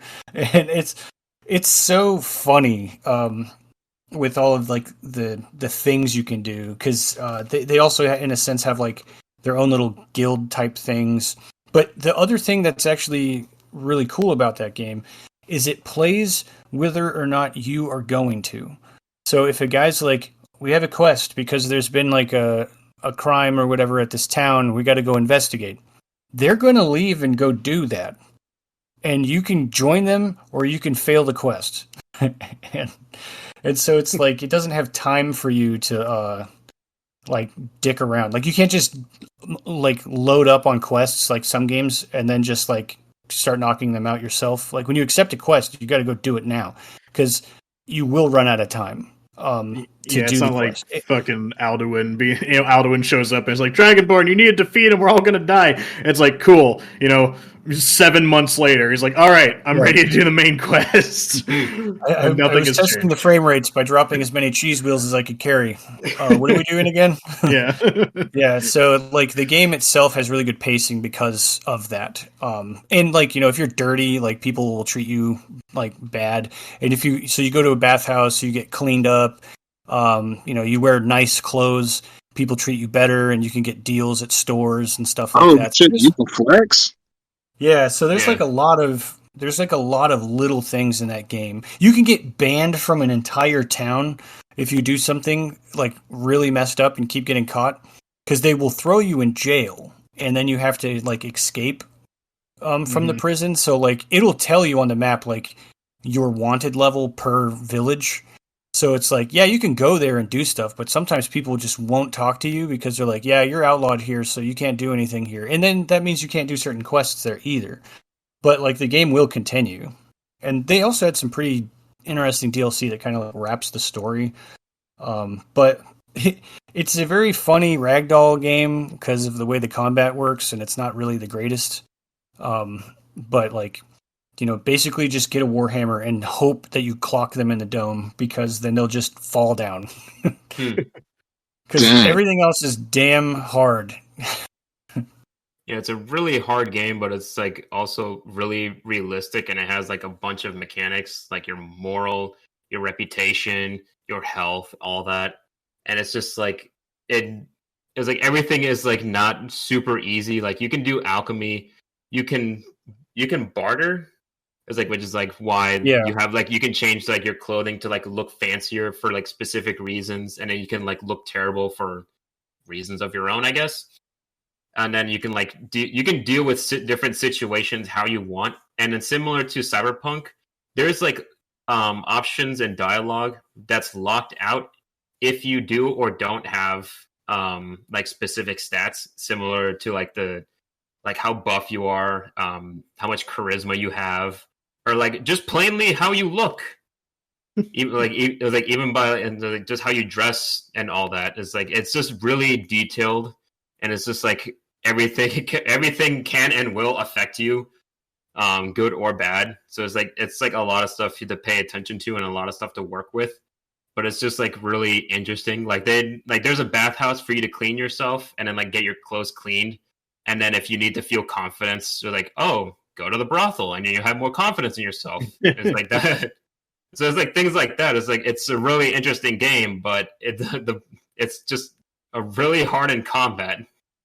But like I just love that game for like how detailed it is, and like, oh, it's Skyrim, but like a lot deeper. I hate myself. Yeah. All right then. Kingdom Come. If you hate yourself, play it. Yeah. Well, it's funny because Corey's dad tried to play it, but it's like he keeps getting hungry, and I'm getting tired of it. Yeah, feed him. Get a hot pocket. Yeah. If only it was that easy. Yeah, for real. All right, well, then I guess that means my turn. Yep. So for me, as a Western RPG, mine was Red Dead Redemption 2. For me, it was very interesting to note that you're obviously it's a Western game that you're going to be playing off as cowboys, but the backstory of it is pretty good. I mean, it's definitely in depth with the story, as well as with the music and such. That whenever you're going through the Rocky Mountains, you're going up in the mountain, you're in the mountains, you're going through winter, and then you're going through summer and such. The music like changes, as well as like you're on the horse, pretty much running through all these areas. The music is always constantly, I guess, veering you towards change, whether it be that you're just dreading through these trenches of snow, so it's very dark, looted areas where it also has great snow physics, so it's like you're seeing everything as you're treading. You can constantly see the snow steps where you're at behind you. It definitely has a lot to show for itself. Obviously, it is the prequel to Red Dead, the first one. So you have yourself, the protagonist, Arthur Morgan. He's obviously the guy that's running through with the guy named Dutch, who has his gang, which are these a group of people that basically don't want to follow the rules of the government. They want to live their own way, have their own path, and obviously they've gotten themselves into trouble where the feds are obviously looking for them. So they're constantly moving place to place around the United States to try to get themselves in a close located area where they can basically just hold off for a long period of time until they have to move again. And obviously it's kind of rough to say it, that they're beginning themselves off in the mountains and they're trying to get themselves out through this winter. So they're kind of going through and stealing shit while they're trying to survive for their people. And so you kind of go through this small little area and you end up taking out the people that are, I guess, you try to make friends with at first, and then obviously ends up being like a gunfight, and you end up taking them out, and then you end up using their own quarters as your own until you guys can basically survive through winter. And therefore, you start going through all these side missions where you have these different people that have specific skills. There's a Native American that you work with who is very good with the bow and stealth, and he kind of teaches you how to go through it when you're venturing off, when you start doing these side missions, because everybody ends up having some sort of favor that they need to be done in order to build up your campsite. Because when you guys finally find a location, you guys need to start, I guess, pitching into a little tiny container for funds. So as you're doing these missions where you're acquiring gold and money, you need to obviously pitch in, and when you do that, you're obviously adding in more stuff to the camps. They're getting more food, they're getting better equipment and such, while you're progressing through the story. And so as this is happening, they start getting more and more busier with the oncoming onslaught of either people are trying to take over your camp or issues that you come across during your time of adventure. And you end up having to obviously go through a lot of points where now Duchess is just getting freaked out that, okay, we have the feds coming after us. I want to be sure of that we don't have any people that are basically rats or people that are going to betray us. So he ends up getting freaked out and starts checking in on people more frequently, knowing that the man, Arthur Morgan, is the guy that's his wingman the whole time, doing through everything he asks for, until eventually the point where he asks him to leave. The character who obviously ends up being in Red Dead Redemption, his wife, ends up getting caught into the situation, and then your guy doesn't find it that way to just leave her stranding, so he ends up investing himself to basically go against what Dutch had stated for him to leave them behind, and therefore it ends up being this once a friend, now a villain kind of deal. And now you're basically just fighting through with people that are either betraying you or that you're just basically just trying to survive on your own. And not only are you going through these trials and tribulations, you're now also dealing with a sickness that you start acquiring throughout your journey, where he ends up getting tuberculosis. So he's slowly dying off. And what's interesting about this is that not only is he dying of this, he's building up this other character that he's slowly turning this guy that ends up being the upcoming next second main character, which you don't see ever happen. You think it's going to be about this guy the whole time, and eventually it starts getting worse and worse to the point he passes off the torch onto this guy, and he ends up following through with the people that actually end up betraying him. And so you're trying to find Duchess in the end result of all of this. But it's a kind of annoying at the same sense that you're having fun. You're able to hogtie people that just piss you off, or you're able to punch people, have all these fun bar fights and such that are just outlandishly fun. But when you get a hold of the second guy character, now it's kind of like you're in this drama that you really didn't think you were going to be put in, and you really want to get out of it. So he's basically trying to start a new life with this lady, and because he has such a vendetta against the person that killed his friend, he wants to take him out, and obviously this woman wants them to be alone. They're like, "You're so busy," and he's like, "Woman, I'm trying to fucking fix this. I want to kill this guy that killed my friend." "Well, I'm leaving because you don't want to invest your time with me." And then he ends up trying to build this house to get his wife back. It gets really annoying, but through all of that, there's just a lot of different things you end up going through where you think it's just a regular cowboy adventure, where you end up actually running into some random shit where you end up going into these hills or whatever, and they're called like the hill people or something, and they're like these group of people that basically abduct people and torture them and shit. So you're just like trying to save people that end up getting abducted by these people, and you just come across random things as you go. But it's pretty fun deal, getting different rifles, pistols, and such, different games that you can play. I really did enjoy it. It was just like, again, like how the Western RPG gives you that freedom to do basically what you want and how you portray to go through it. If you want to be the guy that just kills people as he goes through, or you want to be the person that helps people as he go through, like you have a choice. And it was just fun to know that it all kept you going with good character, good voice acting, good story, and then just good mapping of how everything was. It wasn't everything looked the same. There was always change of scenery everywhere you went, and I thought that was pretty cool. So that to me, Rockstar really knocked it out with that one, because that was a great game. yeah. I heard nothing but good things about Red Dead Redemption. It was just like, now I kind of want to play it because I mean, like I don't hear anything bad about it. I mean, I guess if you wanted to play a more modern experience, play the second one, because if you're like me, once you play the first one, you don't give a fuck about the second one. Again, story, character. I don't like prequels, only if the characters are really interesting. But spoiler alert: everyone in Red Dead 2, you basically is fucking dead in the first Red Dead. So going back and learning who these people, I don't give a fuck. They're dead. Like I had no interest in the game. I only briefly played it for a short period of time because it was on Game Pass for a while, and I was like, I'll try it because I do genuinely really love the first Red Dead Redemption. But when this one came out, I felt nothing. Like I'm like, oh, that's coming, that exists, that's coming out, that's cool. And I didn't even have a reason to really not care at that point. What are you saying? No, I was gonna say, like, because I played the sequel first, and I did play Red Dead Redemption, but I didn't. I played the Undead Nightmare. I wasn't playing like the DLC was great. That I was fun. playing like I was playing the Undead Nightmare, and I was playing like online with my friends, doing like open, like roaming, like cowboy stuff instead of doing the like the main story. So I never really experienced like what that main plot twist stuff was. So going into Red Dead Redemption 2 without that was like kind of cool, because like I didn't really know anybody. I knew who John Marston was because, you know, he's the, you know, main character of the first game. And so it's like, oh, this is a really awesome thing. The pacing in the game is pretty good. I love all the locations. I think my favorite place was the manor that you camp at. And it has like a lot of fun moments in that game, just overall, like on the main story. But there's also like hunting the legendary beasts and just kind of stumbling across random shit, like the cannibals that like they invite you in, and then, you know, all of a sudden you got to deal with them.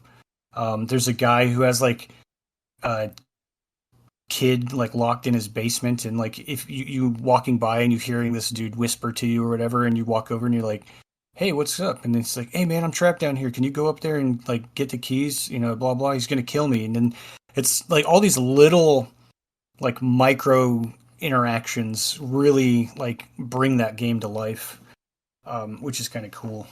Yeah, and again, it might be cheating a bit because I remember when you were asking me about this yesterday or the other day, Jordan. Red Dead is kind of a mixture. It definitely has RPG elements in it. I mean, I would describe it as more of an adventure game with RPG elements, simply because, if I remember correctly, at least from my experience in Red Dead 1, well, it's like there's a sandbox environment, obviously, because it's made by Rockstar and GTA. So in between the missions, you can go be the most horrible person imaginable, and then the instant you get in the next mission, John Marston's just like, well, I wouldn't do that. And 2 seconds ago, I just put 3 people on the fucking train track just to see what would happen. That's the part. Yeah. But I do like the sandbox nature of those games. I'm not the craziest guy for like cowboys. I'm not crazy about that. Oh, it was a funny anecdote when going back to how I really didn't give a fuck about when the game came out. I was the weird guy walking into GameStop on the day that released, and everyone else is walking out with Red Dead 2, and I'm like, yes, I want the My Hero Academia fighting game, please, because it came out the same day. Dang. I played a little bit of Red Dead. I've had some memories with it. I think I probably only got like halfway through, but I definitely share your sentiments. It was one of those games where it's like I was really intrigued by the story, but I think the gameplay was just a tad bit slow for me. And I think there was probably another game I was playing around that time where it was a little bit more sped up. So to slow everything down and play Red Dead, it was like I'll play for like 2 hours and didn't accomplish anything. And then I was like, man, I don't know where I'm going. And so it got down to the point where it's just like new games come out and I place it on the shelf. But I ain't gonna lie though, I definitely like acting like Dick Dastardly and tying up people and throwing them on train tracks and shit. So yeah. I just want to be on a horse, lasso a guy, and just drag him through the fucking wilderness until he dies, just because I want to see what would happen. Nope. And because it's like I played it for a small bit. Red Dead 2 specific. Red Dead 1 I beat. I really liked Red Dead 1. But Red Dead 2 I played for a bit because it was on Game Pass for a small bit at a time. And the only thing I remember from that game, and I have this recorded on my Xbox, and this just speaks to the insane like sandbox nature of the game. I was just wandering through the wilderness, had no idea where I was. I was carrying a skinned badger on my back, running in the rain with my sopping wet carcass. And I see to my right there's a little campfire. And I was like, all right, what's going on over there? So I go over there with my drenched badger. And I walk up to the camp, and there's this one guy sitting there, and he's like, oh, hold it right there, partner. Don't take one step closer now. And, I was still fucking with the controls because I wasn't completely competent with them yet, and I was like fiddling with it because I was going to take out my pistol and shoot him. And so I dropped my sopping wet badger on the wet ground in the rain, and I'm trying to get my pistol out. And during this, I accidentally tip my controller forward, so I take a step forward. And he gets up like, all right, partner, I didn't have to do this. And as he's getting up, his foot steps on the campfire in front of him, and he immediately lights up like he just took a bath in gasoline. And he's just like, rolls over, burns on the ground, and he dies. And because he was burning, his horse that was right next to him freaks out and starts running away. But he runs away over the fire, so then the horse catches on fire, trips over the guy, and like instantly dies like it had a heart attack. It's just like a cartwheel on the ground and dies. And I'm just like, what the fuck just happened? I didn't do anything. Just wanted to set my beaver down. I just witnessed the most like elaborate suicide I've ever seen in my life. True cowboy story. Yeah, when the man and the horse just catch themselves on fire and die. And I don't know. I liked Red Dead 1. I just don't give a fuck about Red Dead 2. Primarily for me because it's a prequel and I know all these people die. Like, I just don't care. All right. Let's go ahead. That is. Let's go ahead and jump into some trivia. So, let's do it. In question 1, in the Borderlands series, which character says the following? I might not have a medical school degree, but when you get shot, you'll be happy I'm here. Is it A, Marcus Kincaid, B, Dr. Fix, C, John Favor, or D, Dr. Zed? D. That's the D. Yeah, D. Yep, the answer is Dr. Zed. He is the first human NPC you meet in the first game. His chain of vending machines which sell health and shields continue throughout the series. Talk about a game series that each iteration kept getting worse. Well, Live. I mean, the story of Borderlands 2 is definitely better than 3, but I would much rather play Borderlands 3 just because the combat is better. I think Borderlands 3 probably has the best classes. Again, a game that blends genres. So, Borderlands is a first-person looter shooter with RPG mechanics and elements because you can choose your character and have a skill tree and have lots of options for your guns and how you play the game. Not necessarily the story, but I like Borderlands 1 a lot. Borderlands 2 is okay. Borderlands 3 is great gameplay, but by then I feel like the cringy fucking millennial dialogue and humor really was starting to kill me, and every time I heard someone speak, I'm like, oh, please shut the fuck up. I can't stand listening to these people talk. Just let me get back in my mech and start blowing everything up again. It's like I had a lot of fun with the first Borderlands. I liked playing as Roland. Like, I really enjoyed his class. And then in the second one, I played as Zero because I was an edgelord, so... Yeah, I think for me personally, like Borderlands 1 and 2 had weaker classes because I just didn't find any of them interesting except for the sirens because they had cool powers. And then Borderlands 3 comes out, and I was like, oh, I get a giant mech, or I can be a robot dude with a dog or something. That's fucking cool. And I feel like Borderlands, like Gearbox, when it first came out in the first game, like made a splash because of its raunchy humor and fucking its style, especially that, like, I don't know if you call it cell shaded, I guess it is, but it just had such a distinct style with like its heavy outlines on everything. It looks so cool. Yeah. I even bought that when the remastered version came out and played through it all again. But Borderlands is, I liked it. I still like it as a concept, but I don't think I really want to see a fourth Borderlands, and I worry about what the fuck the movie's gonna be. Yeah. All right, so let's go ahead and get into question 2. So in Cyberpunk 2077, which faction made a deal with V and Jackie when buying the Flathead for Dex? Was it A, Tiger Claws, B, Maelstrom, C, Araska, or D, Militech? B. That's B. It's Maelstrom. The answer was... I don't have an answer. Yeah, yeah, the answer was Maelstrom.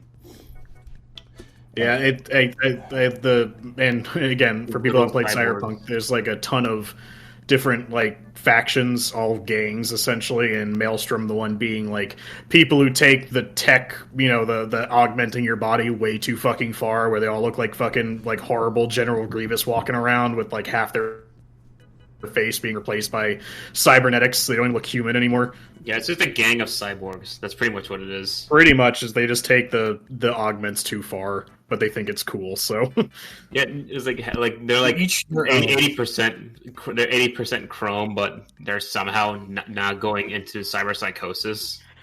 Yeah, I think it's just because most of it's just to look cool. I don't think most of it has like uses. Fun fact, again, going back to a Western RPG about that situation, it's really hard because I kept resetting it to get this outcome, but you can get it to where you side with Maelstrom in that situation. But there's like a whole series of events you have to follow for that to come true, and I don't necessarily like it because they still treat you like an asshole afterwards. But during that deal, most of the time it's gonna end, and you're gonna end it in a shootout anyways, with like police breaking in and you're siding with the police and taking out Maelstrom.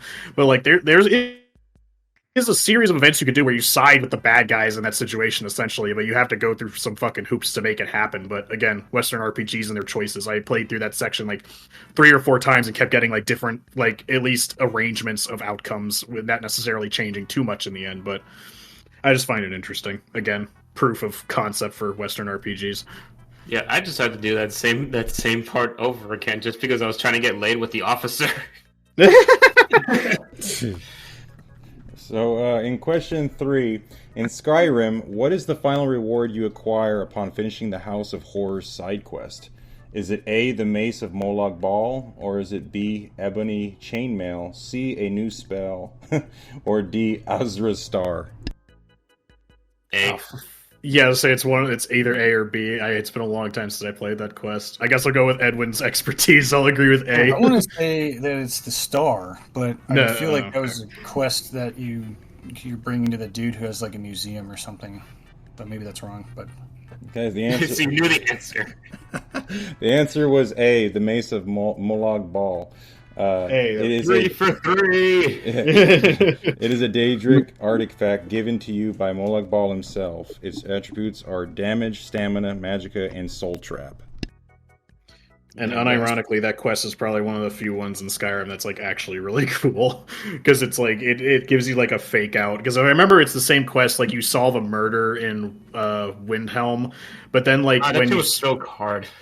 Yeah, well, it's funny because it subverts your expectations, because in that quest, you solve a murder in Windhelm because someone's going around killing a bunch of women, and based on your deductions, you think it's like the court wizard whose name is literally like blah, blah, blah, the unliving, and everyone's like, yeah, cool, and you do it, and the quest pops up like, quest complete. It's like, you did it. And I'm like, all right, well, that's lame, and then you come back like a couple days later, there's still murders happening, and then you have to like continue the quest, even though the quest says it's complete, but it'll lead into a different quest. But it's just kind of funny that the quest like fakes you out, but actually keeps continuing, and you realize it's like this psychopath murdering people for his stupid god or whatever. So it's funny because like you have to visit the wizard after you already jailed him, and he gives you shit for it. It was like, yeah, he's like, what the guy. fuck? He's like this is stereotyping to its utmost extreme. Just because I'm called fucking like Hagar the Unliving, you think I kill people? Before we go, I want to definitely say thank you to Lamel for joining us today. It's been a lot of fun giving your ideas on the Western RPGs. Do you have anything you'd like to say before we end, Lamel? I appreciate you guys having me on. Yeah, I had the nervous Nellies when I first got on, but first podcast and all that. But no, it was actually pretty cool, and I learned a lot of stuff. Everybody got really good perspectives on the games that we all played and everything. So yeah, it was a pleasure being on the show. Thank you again for that. All right. It looks like we will be wrapping it up. Check us out on social media for updates. Hey, this is Corey, and thanks for checking out Mediocre Rumble Brothers. If you liked the video, please drop a like, and if you didn't, that's fine too. If you'd like us to talk about any specific games, drop a comment below, or feel free to discuss your experience with the games that we've mentioned in the episode. You can also listen to our episodes prior to YouTube on our Spotify. Thanks for watching, and hope to see you again soon.